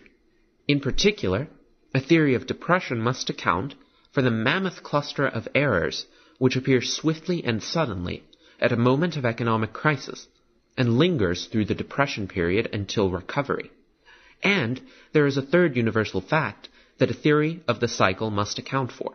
Invariably, the booms and busts are much more intense and severe in the capital goods industries, the industries making machines and equipment, the ones producing industrial raw materials, or constructing industrial plants, than in the industries making consumers' goods. Here is another fact of business cycle life that must be explained, and obviously can't be explained, by such theories of depression as the popular underconsumption doctrine, that consumers aren't spending enough on consumer goods. For if insufficient spending is the culprit, then how is it that retail sales are the last and least to fall in any depression, and the depression really hits such industries as machine tools, capital equipment, construction, and raw materials? Conversely, it is these industries that really take off in the inflationary boom phases of the business cycle, and not those businesses serving the consumer. An adequate theory of the business cycle, then, must also explain the far greater intensity of booms and busts in the non-consumer goods or producers' goods industries. Fortunately, a correct theory of depression and of the business cycle does exist, even though it is universally neglected in present-day economics. It, too, has a long tradition in economic thought. This theory began with the 18th century Scottish philosopher and economist David Hume, and with the eminent early 19th century English classical economist David Ricardo.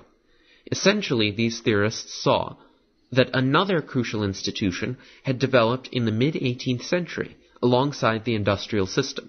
This was the institution of banking, with its capacity to expand credit and the money supply, first in the form of paper money or bank notes, and later in the form of demand deposits or checking accounts that are instantly redeemable in cash at the banks.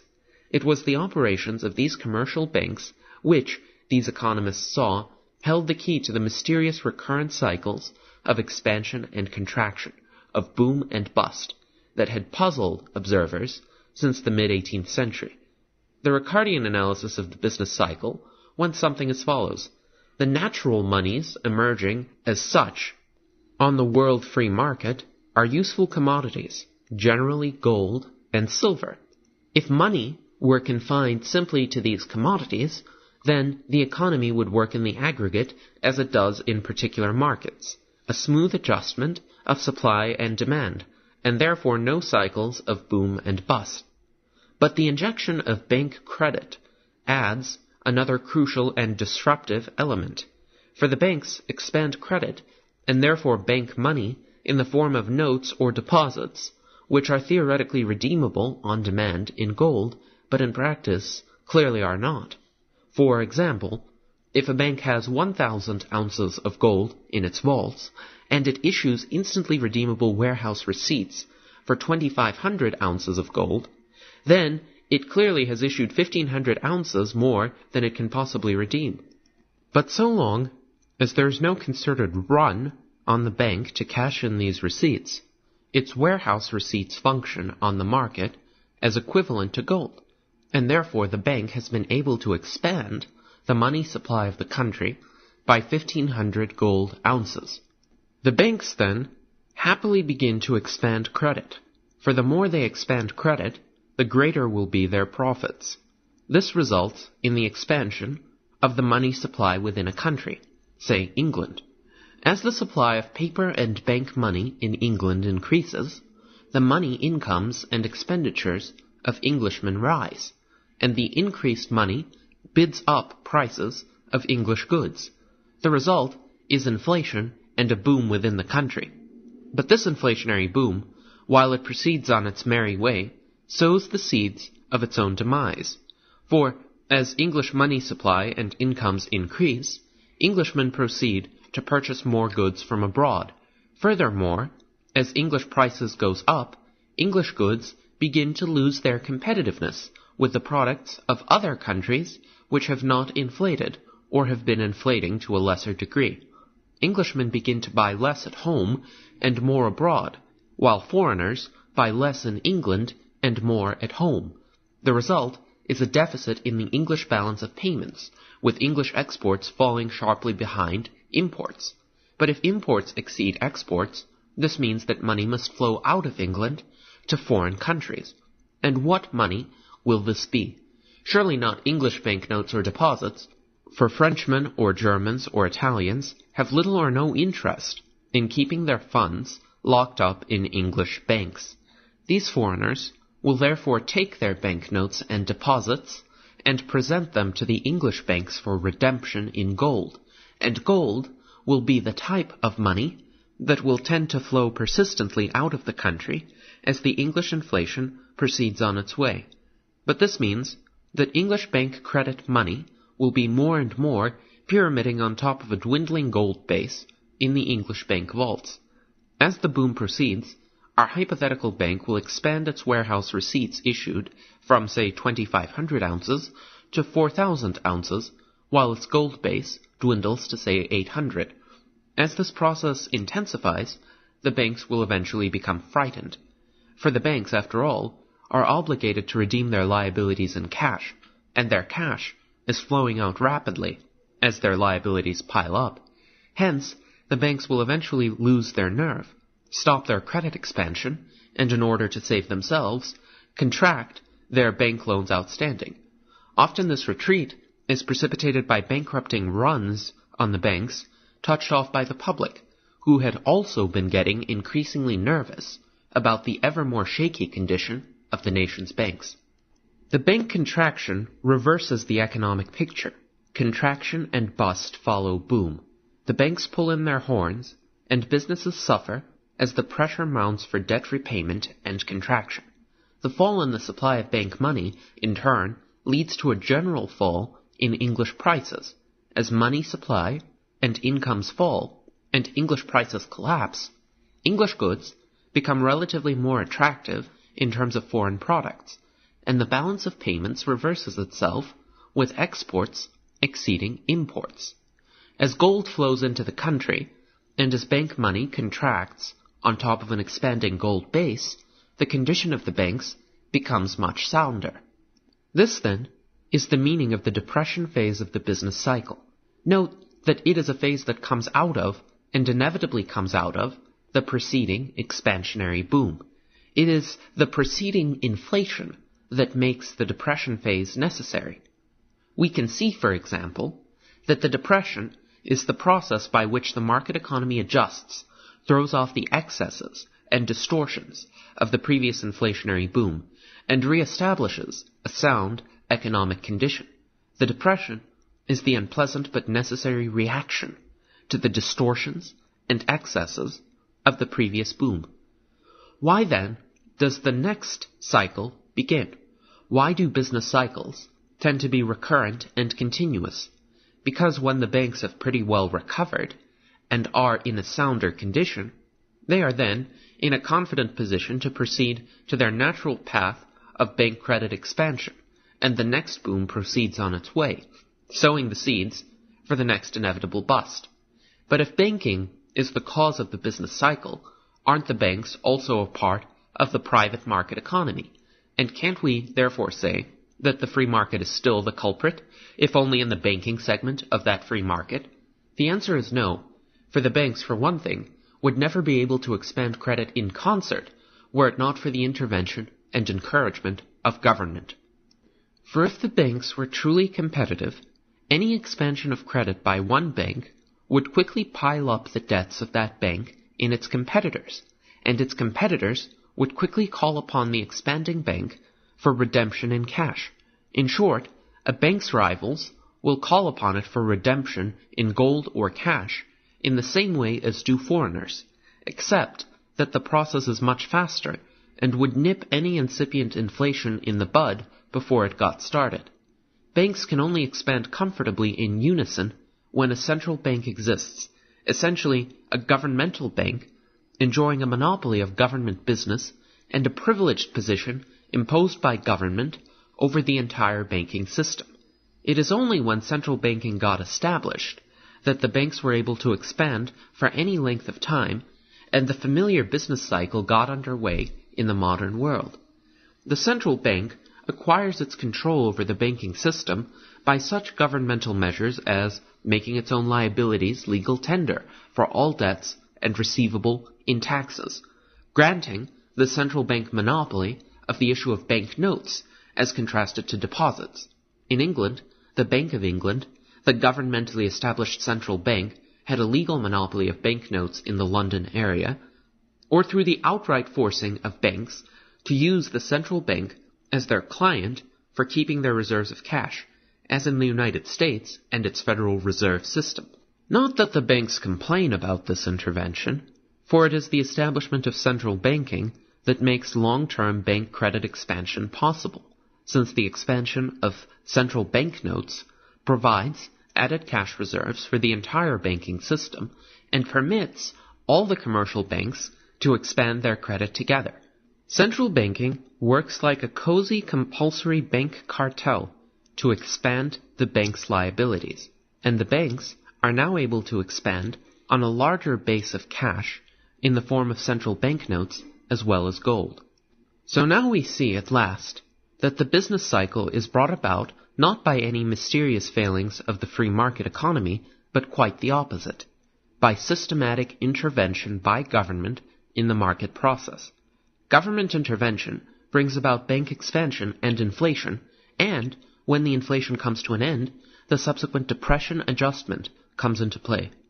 The Ricardian theory of the business cycle grasped the essentials of a correct cycle theory, the recurrent nature of the phases of the cycle, depression as adjustment to intervention in the market rather than from the free market economy. But two problems were as yet unexplained. Why the sudden cluster of business error, the sudden failure of the entrepreneurial function, and why the vastly greater fluctuations in the producer's goods than in the consumer's goods industries? The Ricardian theory only explained movements in the price level in general business. There was no hint of explanation of the vastly different reactions in the capital and consumer goods industries. The correct and fully developed theory of the business cycle was finally discovered and set forth by the Austrian economist Ludwig von Mises when he was a professor at the University of Vienna. Mises developed hints of his solution to the vital problem of the business cycle in his monumental Theory of Money and Credit, published in 1912, and still, nearly 60 years later, the best book on the theory of money and banking. Mises developed his cycle theory during the 1920s, and it was brought to the English-speaking world by Mises's leading follower Friedrich A. von Hayek, who came from Vienna to teach at the London School of Economics in the early 1930s, and who published, in German and in English, 2 books which applied and elaborated the Mises cycle theory, Monetary Theory and the Trade Cycle, and Prices and Production. Since Mises and Hayek were Austrians, and also since they were in the tradition of the great 19th century Austrian economists, this theory has become known in the literature as the Austrian, or the monetary overinvestment theory of the business cycle. Building on the Ricardians, on general Austrian theory, and on his own creative genius, Mises developed the following theory of the business cycle. Without bank credit expansion, supply and demand tend to be equilibrated through the free price system, and no cumulative booms or busts can then develop. But then, government, through its central bank, stimulates bank credit expansion by expanding central bank liabilities, and therefore the cash reserves of all the nation's commercial banks. The banks then proceed to expand credit, and hence the nation's money supply, in the form of check deposits. As the Ricardians saw, this expansion of bank money drives up the prices of goods, and hence causes inflation. But Mises showed it does something else, and something even more sinister. Bank credit expansion, by pouring new loan funds into the business world, artificially lowers the rate of interest in the economy below its free market level. On the free and unhampered market, the interest rate is determined purely by the time preferences of all the individuals that make up the market economy. For the essence of a loan is that a present good, money which can be used at present, is being exchanged for a future good, an IOU, which can only be used at some point in the future. Since people always prefer money right now to the present prospect of getting the same amount of money sometime in the future, the present good always commands a premium in the market over the future. The premium is the interest rate, and its height will vary according to the degree to which people prefer the present to the future, i.e., the degree of their time preferences. People's time preferences also determine the extent to which people will save and invest, as compared to how much they will consume. If people's time preferences should fall, i.e., if their degree of preference for present over future falls, then people will tend to consume less now and save and invest more. At the same time, and for the same reason, the rate of interest, the rate of time discount, will also fall. Economic growth comes about largely as the result of falling rates of time preference, which lead to an increase in the proportion of saving and investment to consumption, and also to a falling rate of interest. But what happens when the rate of interest falls, not because of lower time preferences and higher savings, but from government interference that promotes the expansion of bank credit? In other words, if the interest rate falls artificially due to intervention, rather than naturally as a result of changes in the valuations and preferences of the consuming public. What happens is trouble. For businessmen seeing the rates of interest fall, react as they always would and must to such a change of market signals. They invest more in capital and producers' goods. Investments, particularly in lengthy and time-consuming projects, which previously looked unprofitable, now seem profitable because of the fall of the interest charge. In short, businessmen react as they would react if savings had genuinely increased.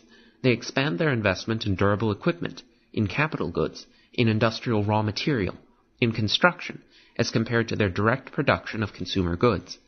Businesses, in short, happily borrow the newly expanded bank money that is coming to them at cheaper rates. They use the money to invest in capital goods, and eventually this money gets paid out in higher rents to land and higher wages to workers in the capital goods industries. This increased business demand bids up labor costs, but businesses think they can pay these higher costs because they have been fooled by the government and bank intervention in the loan market and its decisively important tampering with the interest rate signal of the marketplace. The problem comes as soon as the workers and landlords, largely the former, since most gross business income is paid out in wages, begin to spend the new bank money that they have received in the form of higher wages. For the time preferences of the public have not really gotten lower. The public doesn't want to save more than it has. So the workers set about to consume most of their new income, in short, to re-establish the old consumer-saving proportions. This means that they redirect the spending back to the consumer goods industries, and they don't save and invest enough to buy the newly produced machines, capital equipment, industrial raw materials, etc.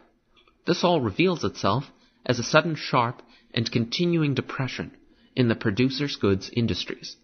Once the consumers re-established their desired consumption investment proportions, it is thus revealed that business had invested too much in capital goods and had underinvested in consumer goods. Business had been seduced by the governmental tampering and artificial lowering of the rate of interest, and acted as if more savings were available to invest than were really there. As soon as the new bank money filtered through the system and the consumers re-established their old proportions, it became clear that there were not enough savings to buy all the producers' goods, and that business had misinvested the limited savings available. Business had overinvested in capital goods and underinvested in consumer products. The inflationary boom thus leads to distortions of the pricing and production system. Prices of labor and raw materials in the capital goods industries had been bid up during the boom too high to be profitable once the consumers reassert their old consumption investment preferences. The depression is then seen as the necessary and healthy phase by which the market economy sloughs off and liquidates the unsound, uneconomic investments of the boom and reestablishes those proportions between consumption and investment that are truly desired by the consumers. The depression is the painful but necessary process by which the free market sloughs off the excesses and errors of the boom and reestablishes the market economy in its function of efficient service to the mass of consumers. Since prices of factors of production have been bid too high in the boom, this means that prices of labor and goods in these capital goods industries must be allowed to fall until proper market relations are resumed. Since the workers receive the increased money in the form of higher wages fairly rapidly, how is it that booms can go on for years without having their unsound investments revealed, their errors due to tampering with market signals become evident, and the depression adjustment process begin its work?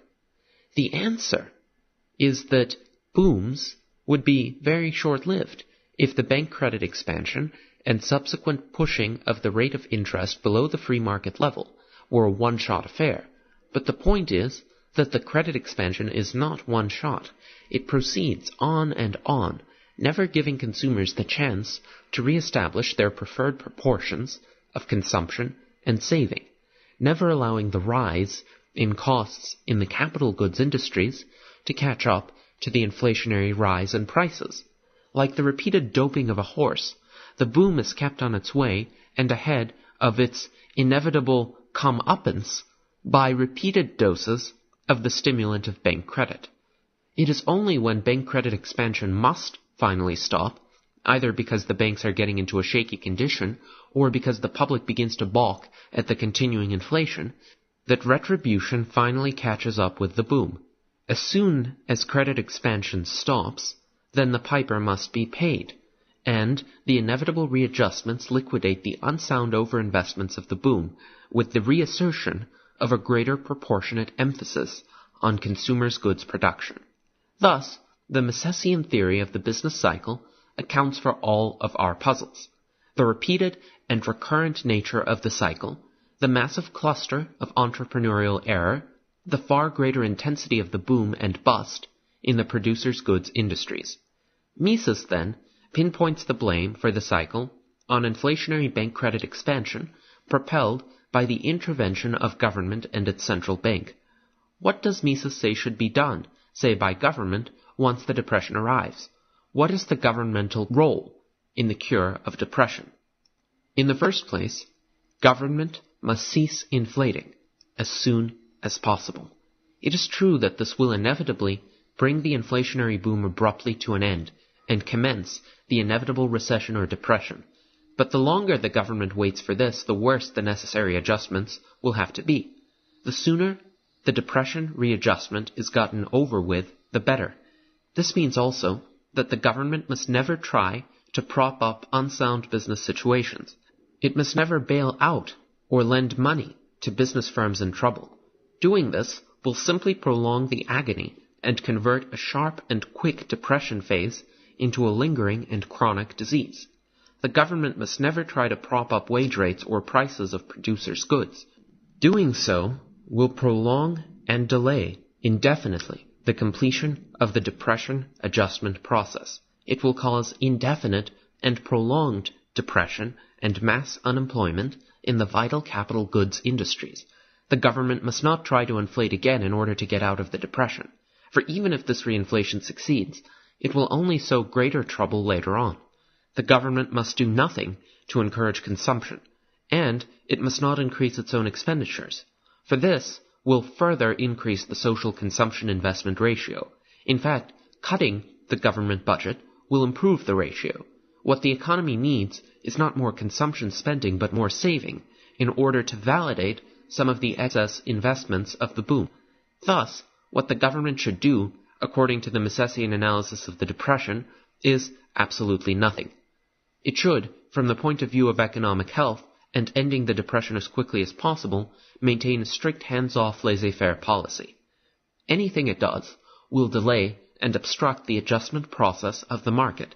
The less it does, the more rapidly will the market adjustment process do its work, and sound economic recovery ensue. The Misesian prescription is thus the exact opposite of the Keynesian.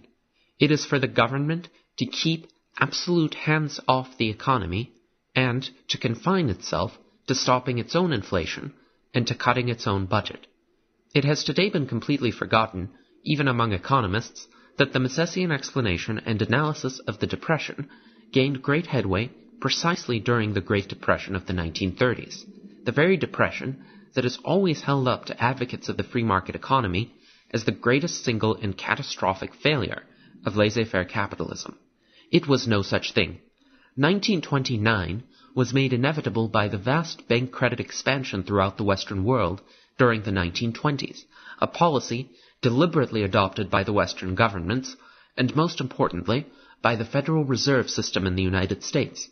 It was made possible by the failure of the Western world to return to a genuine gold standard after World War I, and thus allowing more room for inflationary policies by government. Everyone now thinks of President Coolidge as a believer in laissez-faire and an unhampered market economy. He was not, and tragically, nowhere less so than in the field of money and credit. Unfortunately, the sins and errors of the Coolidge intervention were laid to the door of a non-existent free market economy. If Coolidge made 1929 inevitable, it was President Hoover who prolonged and deepened the Depression, transforming it from a typically sharp but swiftly disappearing depression into a lingering and near-fatal malady, a malady cured only by the Holocaust of World War II. Hoover, not Franklin Roosevelt, was the founder of the policy of the New Deal, essentially the massive use of the state to do exactly what Misesian theory would most warn against, to prop up wage rates above their free market levels, prop up prices, inflate credit, and lend money to shaky business positions. Roosevelt only advanced, to a greater degree, what Hoover had pioneered. The result, for the first time in American history, was a nearly perpetual depression and nearly permanent mass unemployment. The Coolidge crisis had become the unprecedentedly prolonged Hoover-Roosevelt depression. Ludwig von Mises had predicted the depression during the heyday of the great boom of the 1920s, a time, just like today, when economists and politicians armed with a new economics of perpetual inflation and with new tools provided by the Federal Reserve System proclaimed a perpetual new era of permanent prosperity guaranteed by our wise economic doctors in Washington. Ludwig von Mises, alone armed with a correct theory of the business cycle, was one of the very few economists to predict the Great Depression, and hence the economic world was forced to listen to him with respect. F.A. Hayek spread the word in England, and the younger English economists were all, in the early 1930s, beginning to adopt the Misesian cycle theory for their analysis of the Depression, and also to adopt, of course, the strictly free market policy prescription that flowed with this theory. Unfortunately, economists have now adopted the historical notion of Lord Keynes, that no classical economists had a theory of the business cycle until Keynes came along in 1936. There was a theory of the Depression. It was the classical economics tradition. Its prescription was strict hard money and laissez-faire, and it was rapidly being adopted in England and even in the United States as the accepted theory of the business cycle. A particular irony is that the major Austrian proponent in the United States in the early and mid-1930s was none other than Professor Alvin Hansen, very soon to make his mark as the outstanding Keynesian disciple in this country. What swamped the growing acceptance of Misesian cycle theory was simply the Keynesian revolution, the amazing sweep that Keynesian theory made of the economic world shortly after the publication of the general theory in 1936. It is not that Misesian theory was refuted successfully, it was just forgotten in the rush to climb on the suddenly fashionable Keynesian bandwagon. Some of the leading adherents of the Mises theory, who clearly knew better, succumbed to the newly established winds of doctrine, and won leading American university posts as a consequence. But now the once arch-Keynesian London economist has recently proclaimed that Keynes is dead. After over a decade of facing trenchant theoretical critiques and refutation by stubborn economic facts, the Keynesians are now in general and massive retreat.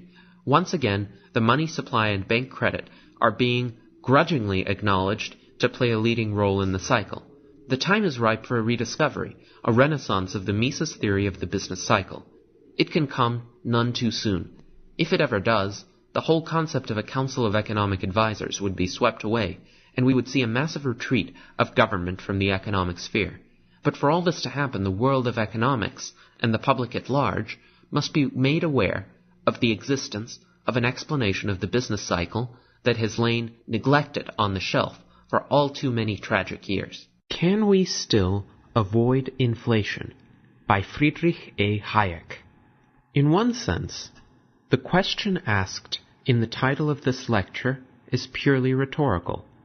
I hope none of you has suspected me of doubting even for a moment that technically there is no problem in stopping inflation. If the monetary authorities really want to and are prepared to accept the consequences, they can always do so practically overnight. They fully control the base of the pyramid of credit, and a credible announcement that they will not increase the quantity of banknotes in circulation and bank deposits, and if necessary even decrease them, will do the trick. About this, there is no doubt among economists. What I am concerned about is not the technical, but the political possibilities. Here, indeed, we face a task so difficult that more and more people, including highly competent people, have resigned themselves to the inevitability of indefinitely continued inflation. I know, in fact, of no serious attempt to show how we can overcome these obstacles, which lie not in the monetary, but in the political field, and I cannot myself claim to have a patent medicine which I am sure is applicable and effective in the prevailing conditions. But I do not regard it as a task beyond the scope of human ingenuity, once the urgency of the problem is generally understood. My main aim tonight is to bring out clearly why we must stop inflation if we are to preserve a viable society of free men. Once this urgent necessity is fully understood, I hope people will also gather the courage to grasp the hot irons which must be tackled if the political obstacles are to be removed, and we are to have a chance of restoring a functioning market economy. In the elementary textbook accounts, and probably also in the public mind generally, only one harmful effect of inflation is seriously considered, that on the relations between debtors and creditors. Of course, an unforeseen depreciation of the value of money harms creditors and benefits debtors. This is important, but by no means the most important effect of inflation. And since it is the creditors who are harmed and the debtors who benefit, most people do not particularly mind, at least until they realize that in modern society the most important and numerous class of creditors are the wage and salary earners, and the small savers, and the representative group of debtors who profit in the first instance are the enterprises and credit institutions. But I do not want to dwell too long on this most familiar effect of inflation, which is also the one which most readily corrects itself.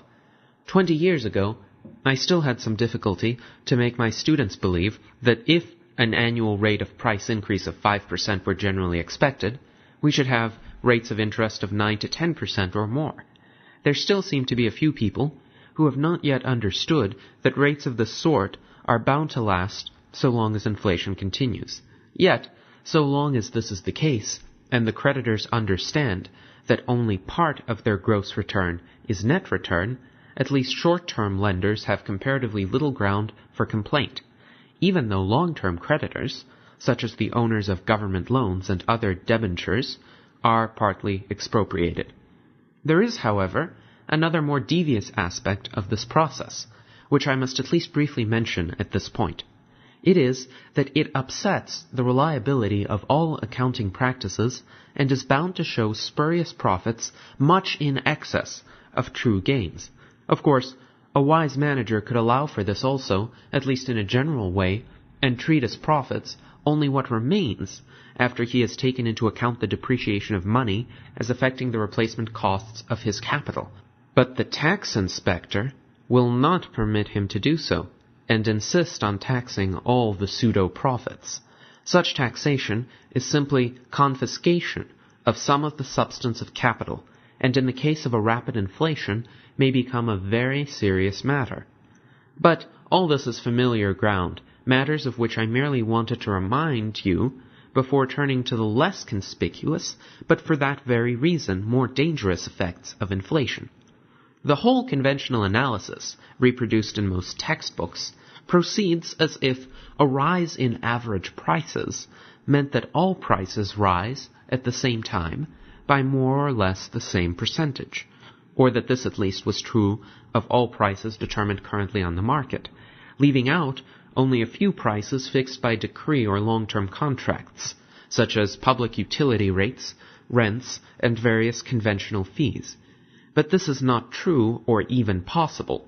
The crucial point is that so long as the flow of money expenditure continues to grow, and prices of commodities and services are driven up, the different prices must rise, not at the same time, but in succession, and that in consequence, so long as this process continues, the prices which rise first must all the time move ahead of the others.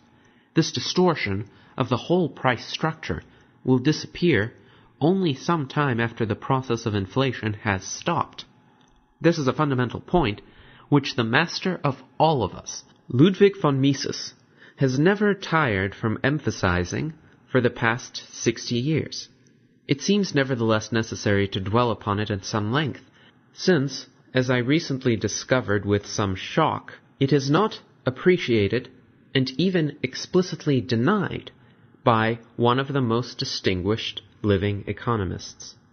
That the order in which a continued increase in the money stream raises the different prices is crucial for an understanding of the effects of inflation was clearly seen more than 200 years ago by David Hume, and indeed before him by Richard Cantillon. It was in order deliberately to eliminate this effect that Hume assumed as a first approximation that one morning every citizen of a country woke up to find the stock of money in his possession miraculously doubled. Even this would not really lead to an immediate rise of all prices by the same percentage. But it is not what ever really happens. The influx of the additional money into the system always takes place at some particular point. There will always be some people who have more money to spend before the others. Who these people are will depend on the particular manner in which the increase in the money stream is being brought about. It may be spent in the first instance by government on public works or increased salaries, or it may be first spent by investors, mobilizing cash balances or borrowing for the purpose. It may be spent, in the first instance, on securities, on investment goods, on wages, or on consumers' goods. It will then, in turn, be spent on something else by the first recipients of the additional expenditure, and so on. The process will take very different forms according to the initial source or sources of the additional money stream, and all its ramifications will soon be so complex that nobody can trace them. But one thing all these different forms of the process will have in common: that the different prices will rise, not at the same time, but in succession, and that so long as the process continues, some prices will always be ahead of the others, and the whole structure of relative prices, therefore very different from what the pure theorist describes as an equilibrium position. There will always exist what might be described as a prices gradient in favor of those commodities and services which each increment of the money stream hits first, and to the disadvantage of the successive groups which it reaches only later, with the effect that what will rise as a whole will not be a level, but a sort of inclined plane, if we take as normal the system of prices which existed before inflation started, and which will approximately restore itself sometime after it has stopped. To such a change of relative prices, if it has persisted for some time and comes to be expected to continue, will of course correspond a similar change in the allocation of resources. Relatively more will be produced of the goods and services whose prices are now comparatively higher, and relatively less of those whose prices are comparatively lower. This redistribution of the productive resources will evidently persist so long, but only so long, as inflation continues at a given rate. We shall see that this inducement to activities, or a volume of some activities, which can be continued only if inflation is also continued, is one of the ways in which even a contemporary inflation places us in a quandary, because its discontinuance will necessarily destroy some of the jobs it has created. But before I turn to those consequences of an economy adjusting itself to a continuous process of inflation, I must deal with an argument that, though I do not know that it has anywhere been clearly stated, seems to lie at the root of the view which represents inflation as relatively harmless. It seems to be that if future prices are correctly foreseen, any set of prices expected in the future is compatible with an equilibrium position, because present prices will adjust themselves to expected future prices. For this it would, however, clearly not be sufficient that the general level of prices at various future dates be correctly foreseen, and these, as we have seen, will change in different degrees. The assumption that the future prices of particular commodities can be correctly foreseen during a period of inflation is probably an assumption which never can be true, because whatever future prices are foreseen, present prices do not by themselves adapt themselves to the expected higher prices of the future, but only through a present increase in the quantity of money, with all the changes in the relative height of the different prices which such changes in the quantity of money necessarily involve. More important, however, is the fact that if future prices were correctly foreseen, inflation would have none of the stimulating effects for which it is welcomed by so many people. Now, the chief effect of inflation, which makes it at first generally welcome to business, is precisely that prices of products turn out to be higher in general than foreseen. It is this which produces the general state of euphoria, a false sense of well-being, in which everybody seems to prosper. Those who without inflation would have made high profits make still higher ones. Those who would have made normal profits make unusually high ones. And not only businesses which were near failure, but even some which ought to fail, are kept above water by the unexpected boom. There is a general excess of demand over supply. All is saleable, and everybody can continue what he had been doing. It is this seemingly blessed state, in which there are more jobs than applicants, which Lord Beveridge defined as the state of full employment, never understanding that the shrinking value of his pension, of which he so bitterly complained in old age, was the inevitable consequence of his own recommendations having been followed. But, and this brings me to my next point, full employment, in his sense, requires not only continued inflation, but inflation at a growing rate. Because, as we have seen, it will have its immediate beneficial effect only so long as it, or at least its magnitude, is not foreseen. But once it has continued for some time, its further continuance comes to be expected. If prices have for some time been rising at 5% per annum, it comes to be expected that they will do the same in the future. Present prices of factors are driven up by the expectation of the higher prices for the product. Sometimes, where some of the cost elements are fixed, the flexible costs may be driven up even more than the expected rise of the price of the product, up to the point where there will be only a normal profit. But if prices do not rise then more than expected, no extra profits will be made. Although prices continue to rise at the former rate, this will no longer have the miraculous effect on sales and employment it had before. The artificial gains will disappear, there will again be losses, and some firms will find that prices will not even cover costs. To maintain the effect inflation had earlier, when its full extent was not anticipated, it will have to be stronger than before. If, at first, an annual rate of price increase of 5% had been sufficient, once 5% comes to be expected, something like 7% or more will be necessary to have the same stimulating effect which a 5% rise had before. And since if inflation has already lasted for some time, a great many activities will have become dependent on its continuance at a progressive rate, we will have a situation in which, in spite of rising prices, many firms will be making losses, and there may be a substantial unemployment.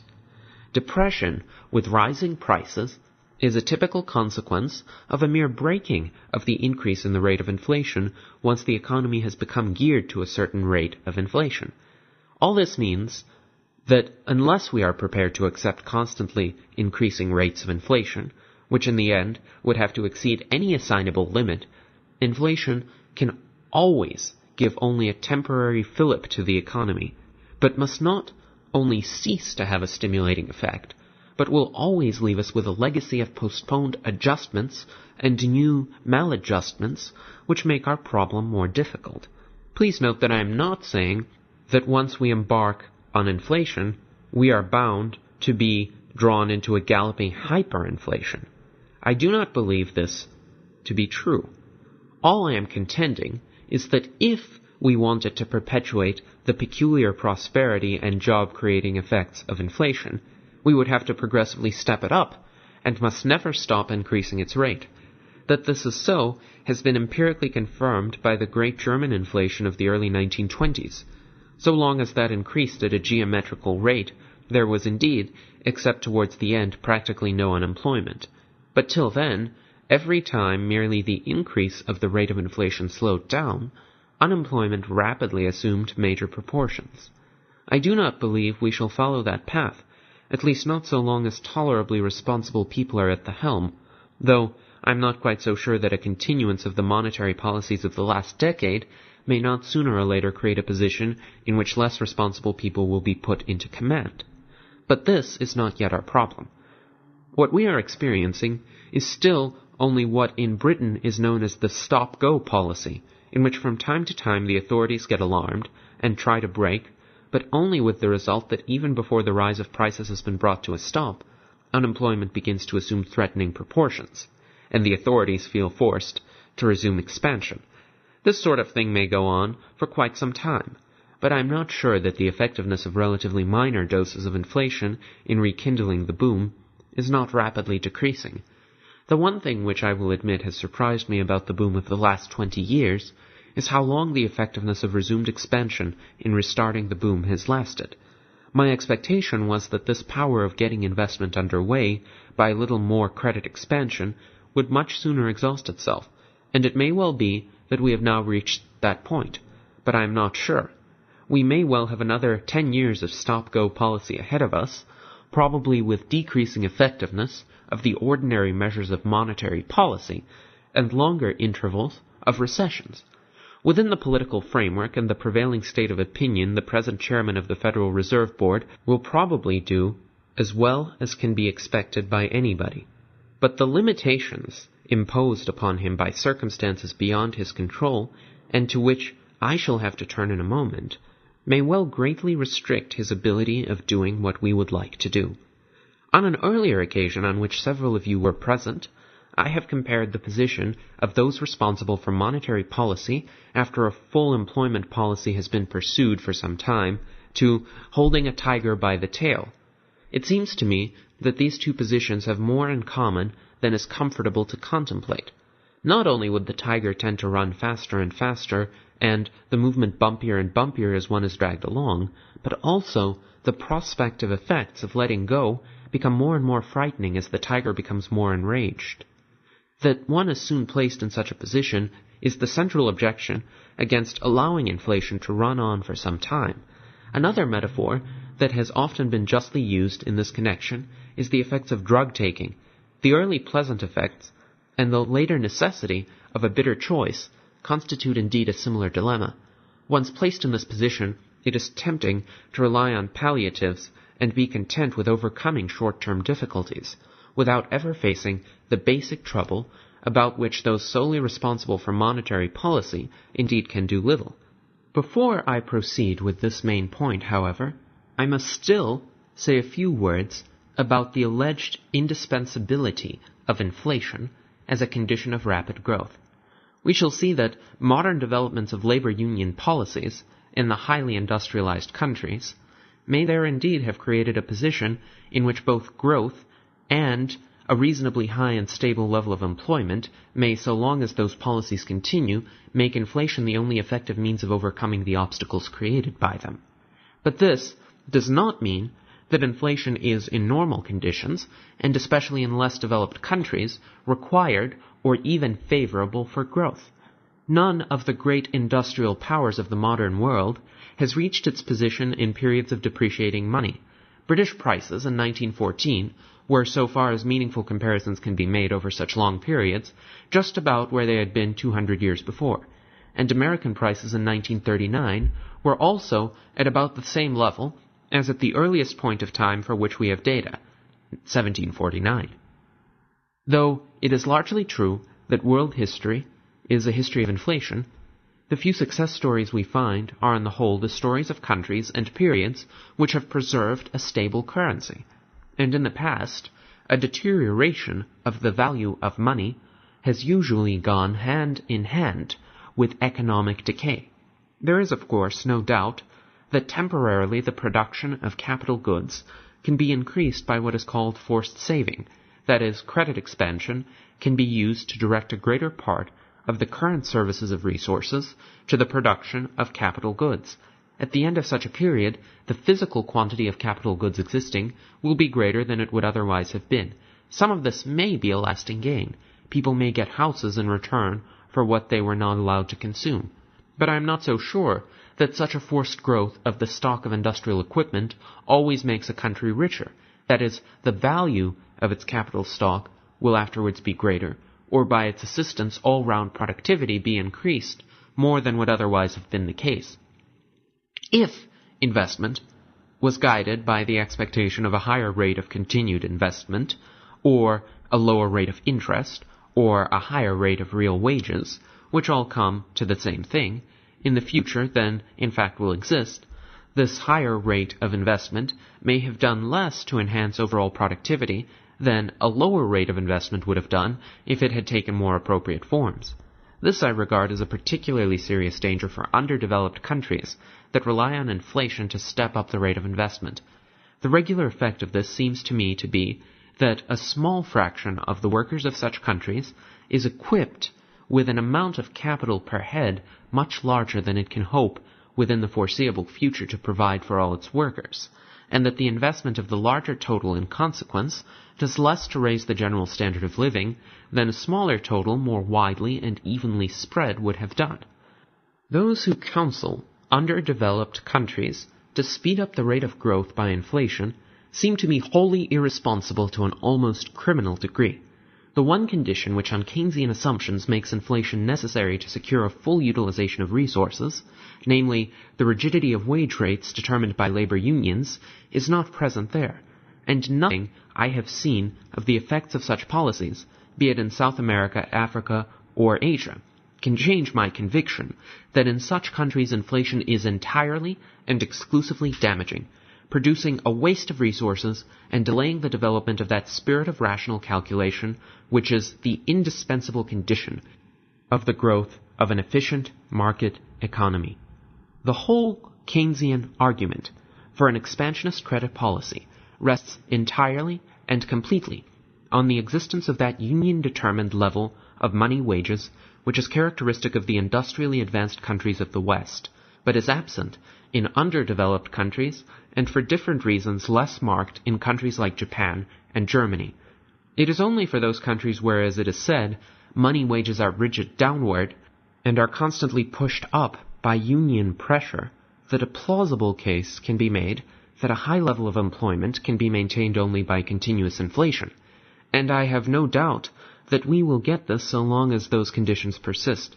What has happened here at the end of the last war has been that principles of policy have been adopted and often embodied in the law, which in effect release unions of all responsibility for the unemployment their wage policies may cause, and place all responsibility for the preservation of full employment on the monetary and fiscal authorities. The latter are in effect required to provide enough money so that the supply of labor at the wages fixed by the unions can be taken off the market. And since it cannot be denied that, at least for a period of years, the monetary authorities have the power, by sufficient inflation, to secure a high level of employment, they will be forced by public opinion to use that instrument. This is the sole cause of the inflationary developments of the last 25 years, and it will continue to operate as long as we allow, on the one hand, the unions to drive up money wages to whatever level they can get employers to consent to, and these employers consent to money wages with a present buying power which they can accept only because they know the monetary authorities will partly undo the harm by lowering the purchasing power of money, and thereby also the real equivalent of the agreed money wages. This is the political fact which for the present makes continued inflation inevitable, and which can be altered not by any changes in monetary, but only by changes in wage policy. Nobody should have any illusion about the fact that so long as the present position on the labor market lasts, we are bound to have continued inflation. Yet we cannot afford this, not only because inflation becomes less and less effective even in preventing unemployment, but because after it has lasted for some time and comes to operate at a high rate, it begins progressively to disorganize the economy and to create strong pressure for the imposition of all kinds of controls. Open inflation is bad enough, but inflation repressed by controls is even worse. It is the real end of the market economy. The hot iron which we must grasp if we are to preserve the enterprise system and the free market is therefore the power of the unions over wages.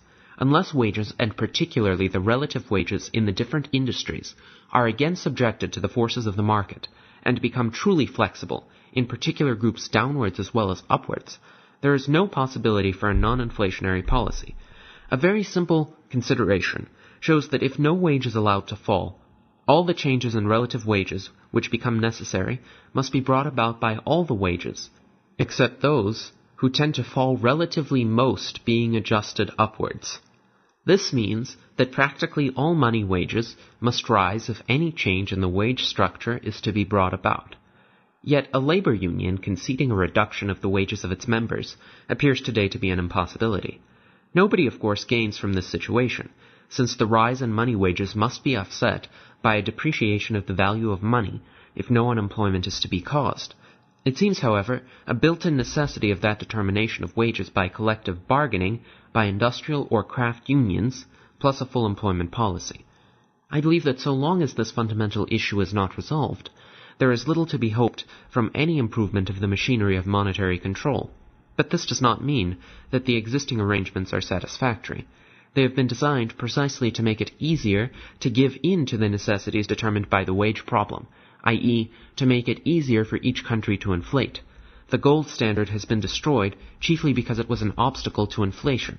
When in 1931, a few days after the suspension of the gold standard in Great Britain, Lord Keynes wrote in a London newspaper that there are few Englishmen who do not rejoice at the breaking of our gold fetters, and 15 years later could assure us that Bretton Woods arrangements were the opposite of the gold standard, all this was directed against the very feature of the gold standard by which it made impossible any prolonged inflationary policy of any one country.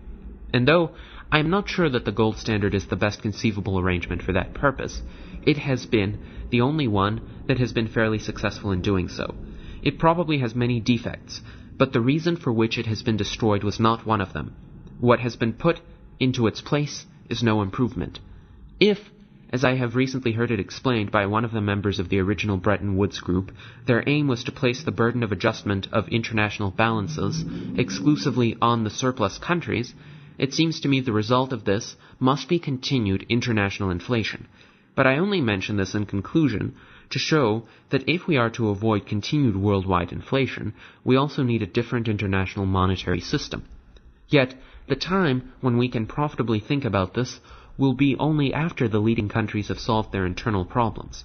Till then, we probably have to be satisfied with makeshifts, and it seems to me that at the present time, and so long as the fundamental difficulties I have considered continue to be present, there is no chance of meeting the problem of international inflation by restoring an international gold standard, even if this were practical policy.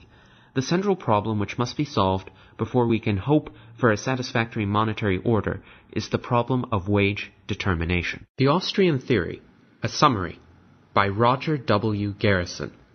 Grounded in the economic theory set out in Karl Menger's Principles of Economics, and built on the vision of a capital-using production process developed in Eugen Baumbaverk's Capital and Interest, the Austrian theory of the business cycle remains sufficiently distinct to justify its national identification. But even in its earliest rendition in Ludwig von Mises's Theory of Money and Credit, and in subsequent exposition and extension in F. A. Hayek's Prices and Production, the theory incorporated important elements from Swedish and British economics.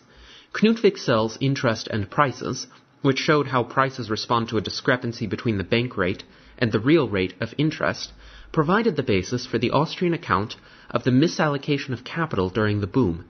The market process that eventually reveals the intertemporal misallocation and turns boom into bust resembles an analogous process described by the British currency school, in which international misallocations induced by credit expansion are subsequently eliminated by changes in the terms of trade and hence in specie flow. The Austrian theory of the business cycle emerges straightforwardly from a simple comparison of savings-induced growth, which is sustainable, with a credit-induced boom, which is not. An increase in saving by individuals and a credit expansion orchestrated by the central bank set into motion market processes whose initial allocational effects on the economy's capital structure are similar, but the ultimate consequences of the two processes stand in stark contrast. Saving gets us genuine growth. Credit expansion gets us boom and bust. The general thrust of the theory, though not the full argument, can be stated in terms of the conventional macroeconomic aggregates of saving and investment. The level of investment is determined by the supply of and demand for loanable funds, as shown in figures 1a and 1b. Supply reflects the willingness of individuals to save at various rates of interest. Demand reflects the willingness of businesses to borrow and undertake investment projects. Each figure represents a state of equilibrium in the loan market. The market clearing rate of interest is I, as shown on the vertical axis, and the amount of income saved and borrowed for investment purposes is A, as shown in the horizontal axis. An increase in the supply of loanable funds, as shown in both figures, has obvious initial effects on the interest rate and on the level of investment borrowing. But the market process plays itself out differently depending upon whether the increased supply of loanable funds derives from increased saving by individuals or from increased credit expansion by the central bank. Figure 1a shows the market's reaction to an increase in the thriftiness of individuals, as represented by a shift of the supply curve from S to MS prime. People have become more future-oriented. They prefer to shift consumption from the present to the future. As a result of the increased availability of loanable funds, the rate of interest falls from I to I prime, enticing businesses to undertake investment projects previously considered unprofitable. At the new lower market clearing rate of interest, both saving and investment increase by the amount AB. This increase in the economy's productive capacity constitutes genuine growth. Figure 1b shows the effect of an increase in credit creation brought about by the central bank, as represented by a shift of the supply curve from S to S plus delta M. Here, it is assumed that people have not become more thrifty or future-oriented. The central bank has simply inflated the supply of loanable funds by injecting new money into credit markets.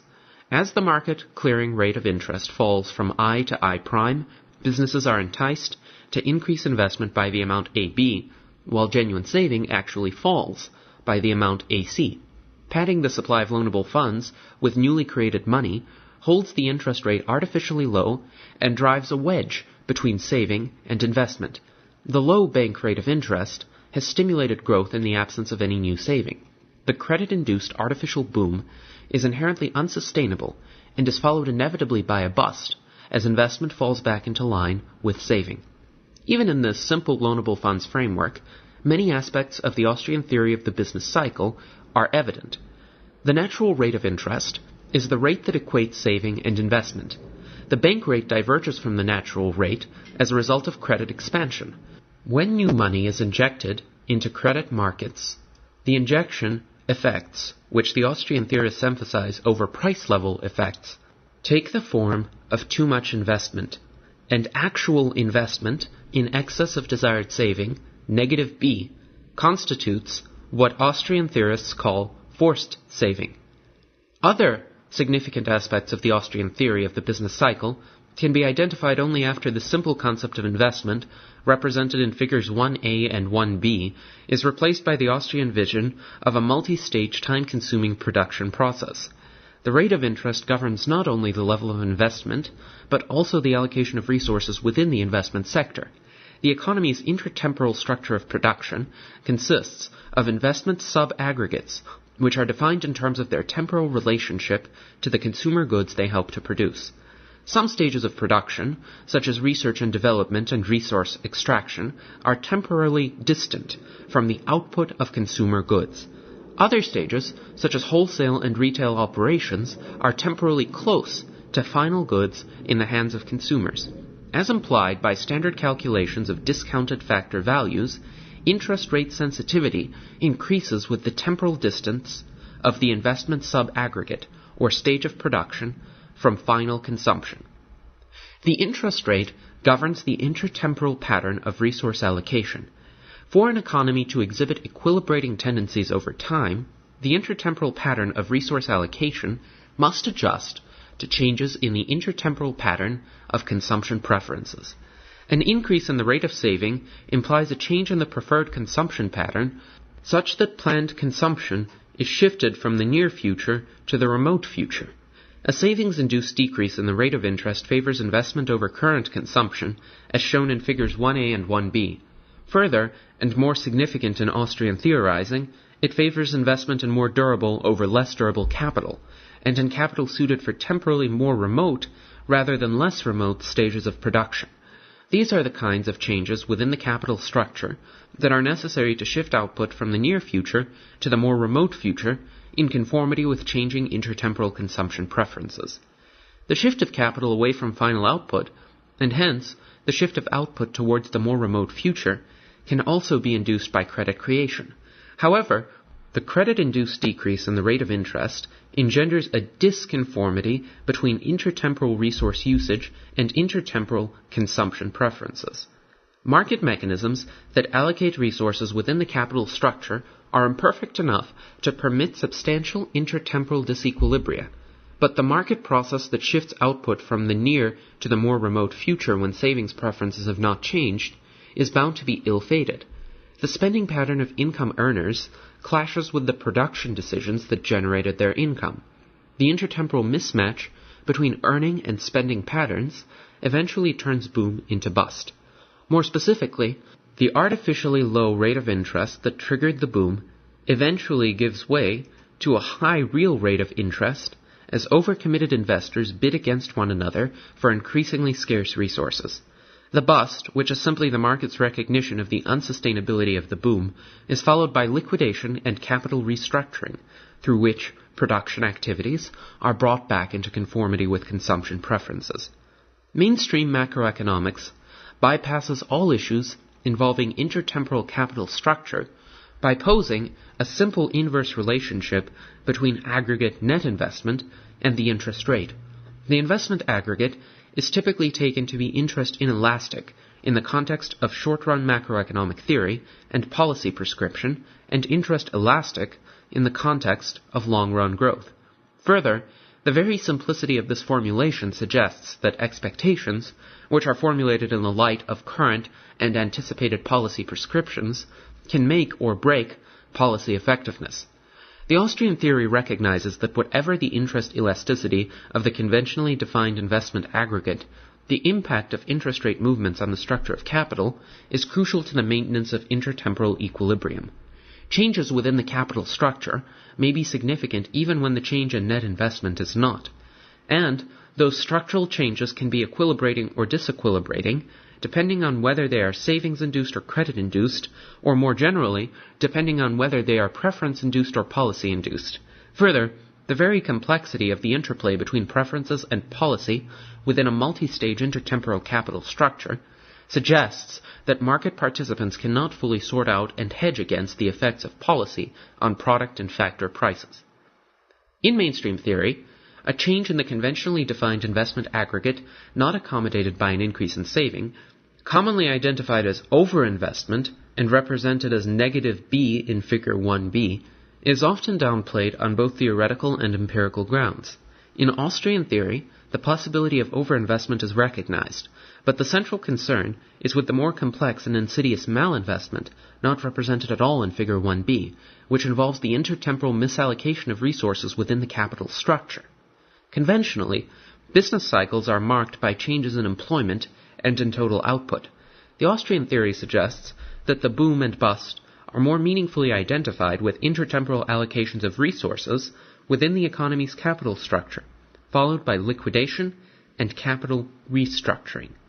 Under extreme assumptions about labor mobility, an economy could undergo policy-induced intertemporal misallocations and the subsequent reallocation with no change in total employment. Actual market processes, however, involve adjustments in both capital and labor markets that translate capital market misallocations into labor market fluctuations. During the artificial boom, when workers are bid away from the late stages of production into earlier stages, unemployment is low. When the boom ends, workers are simply released from failing businesses, and their absorption into newer surviving firms is time-consuming. Mainstream theory distinguishes between broadly conceived structural unemployment, a mismatch of job openings and job applicants, and cyclical unemployment, a decrease in job openings.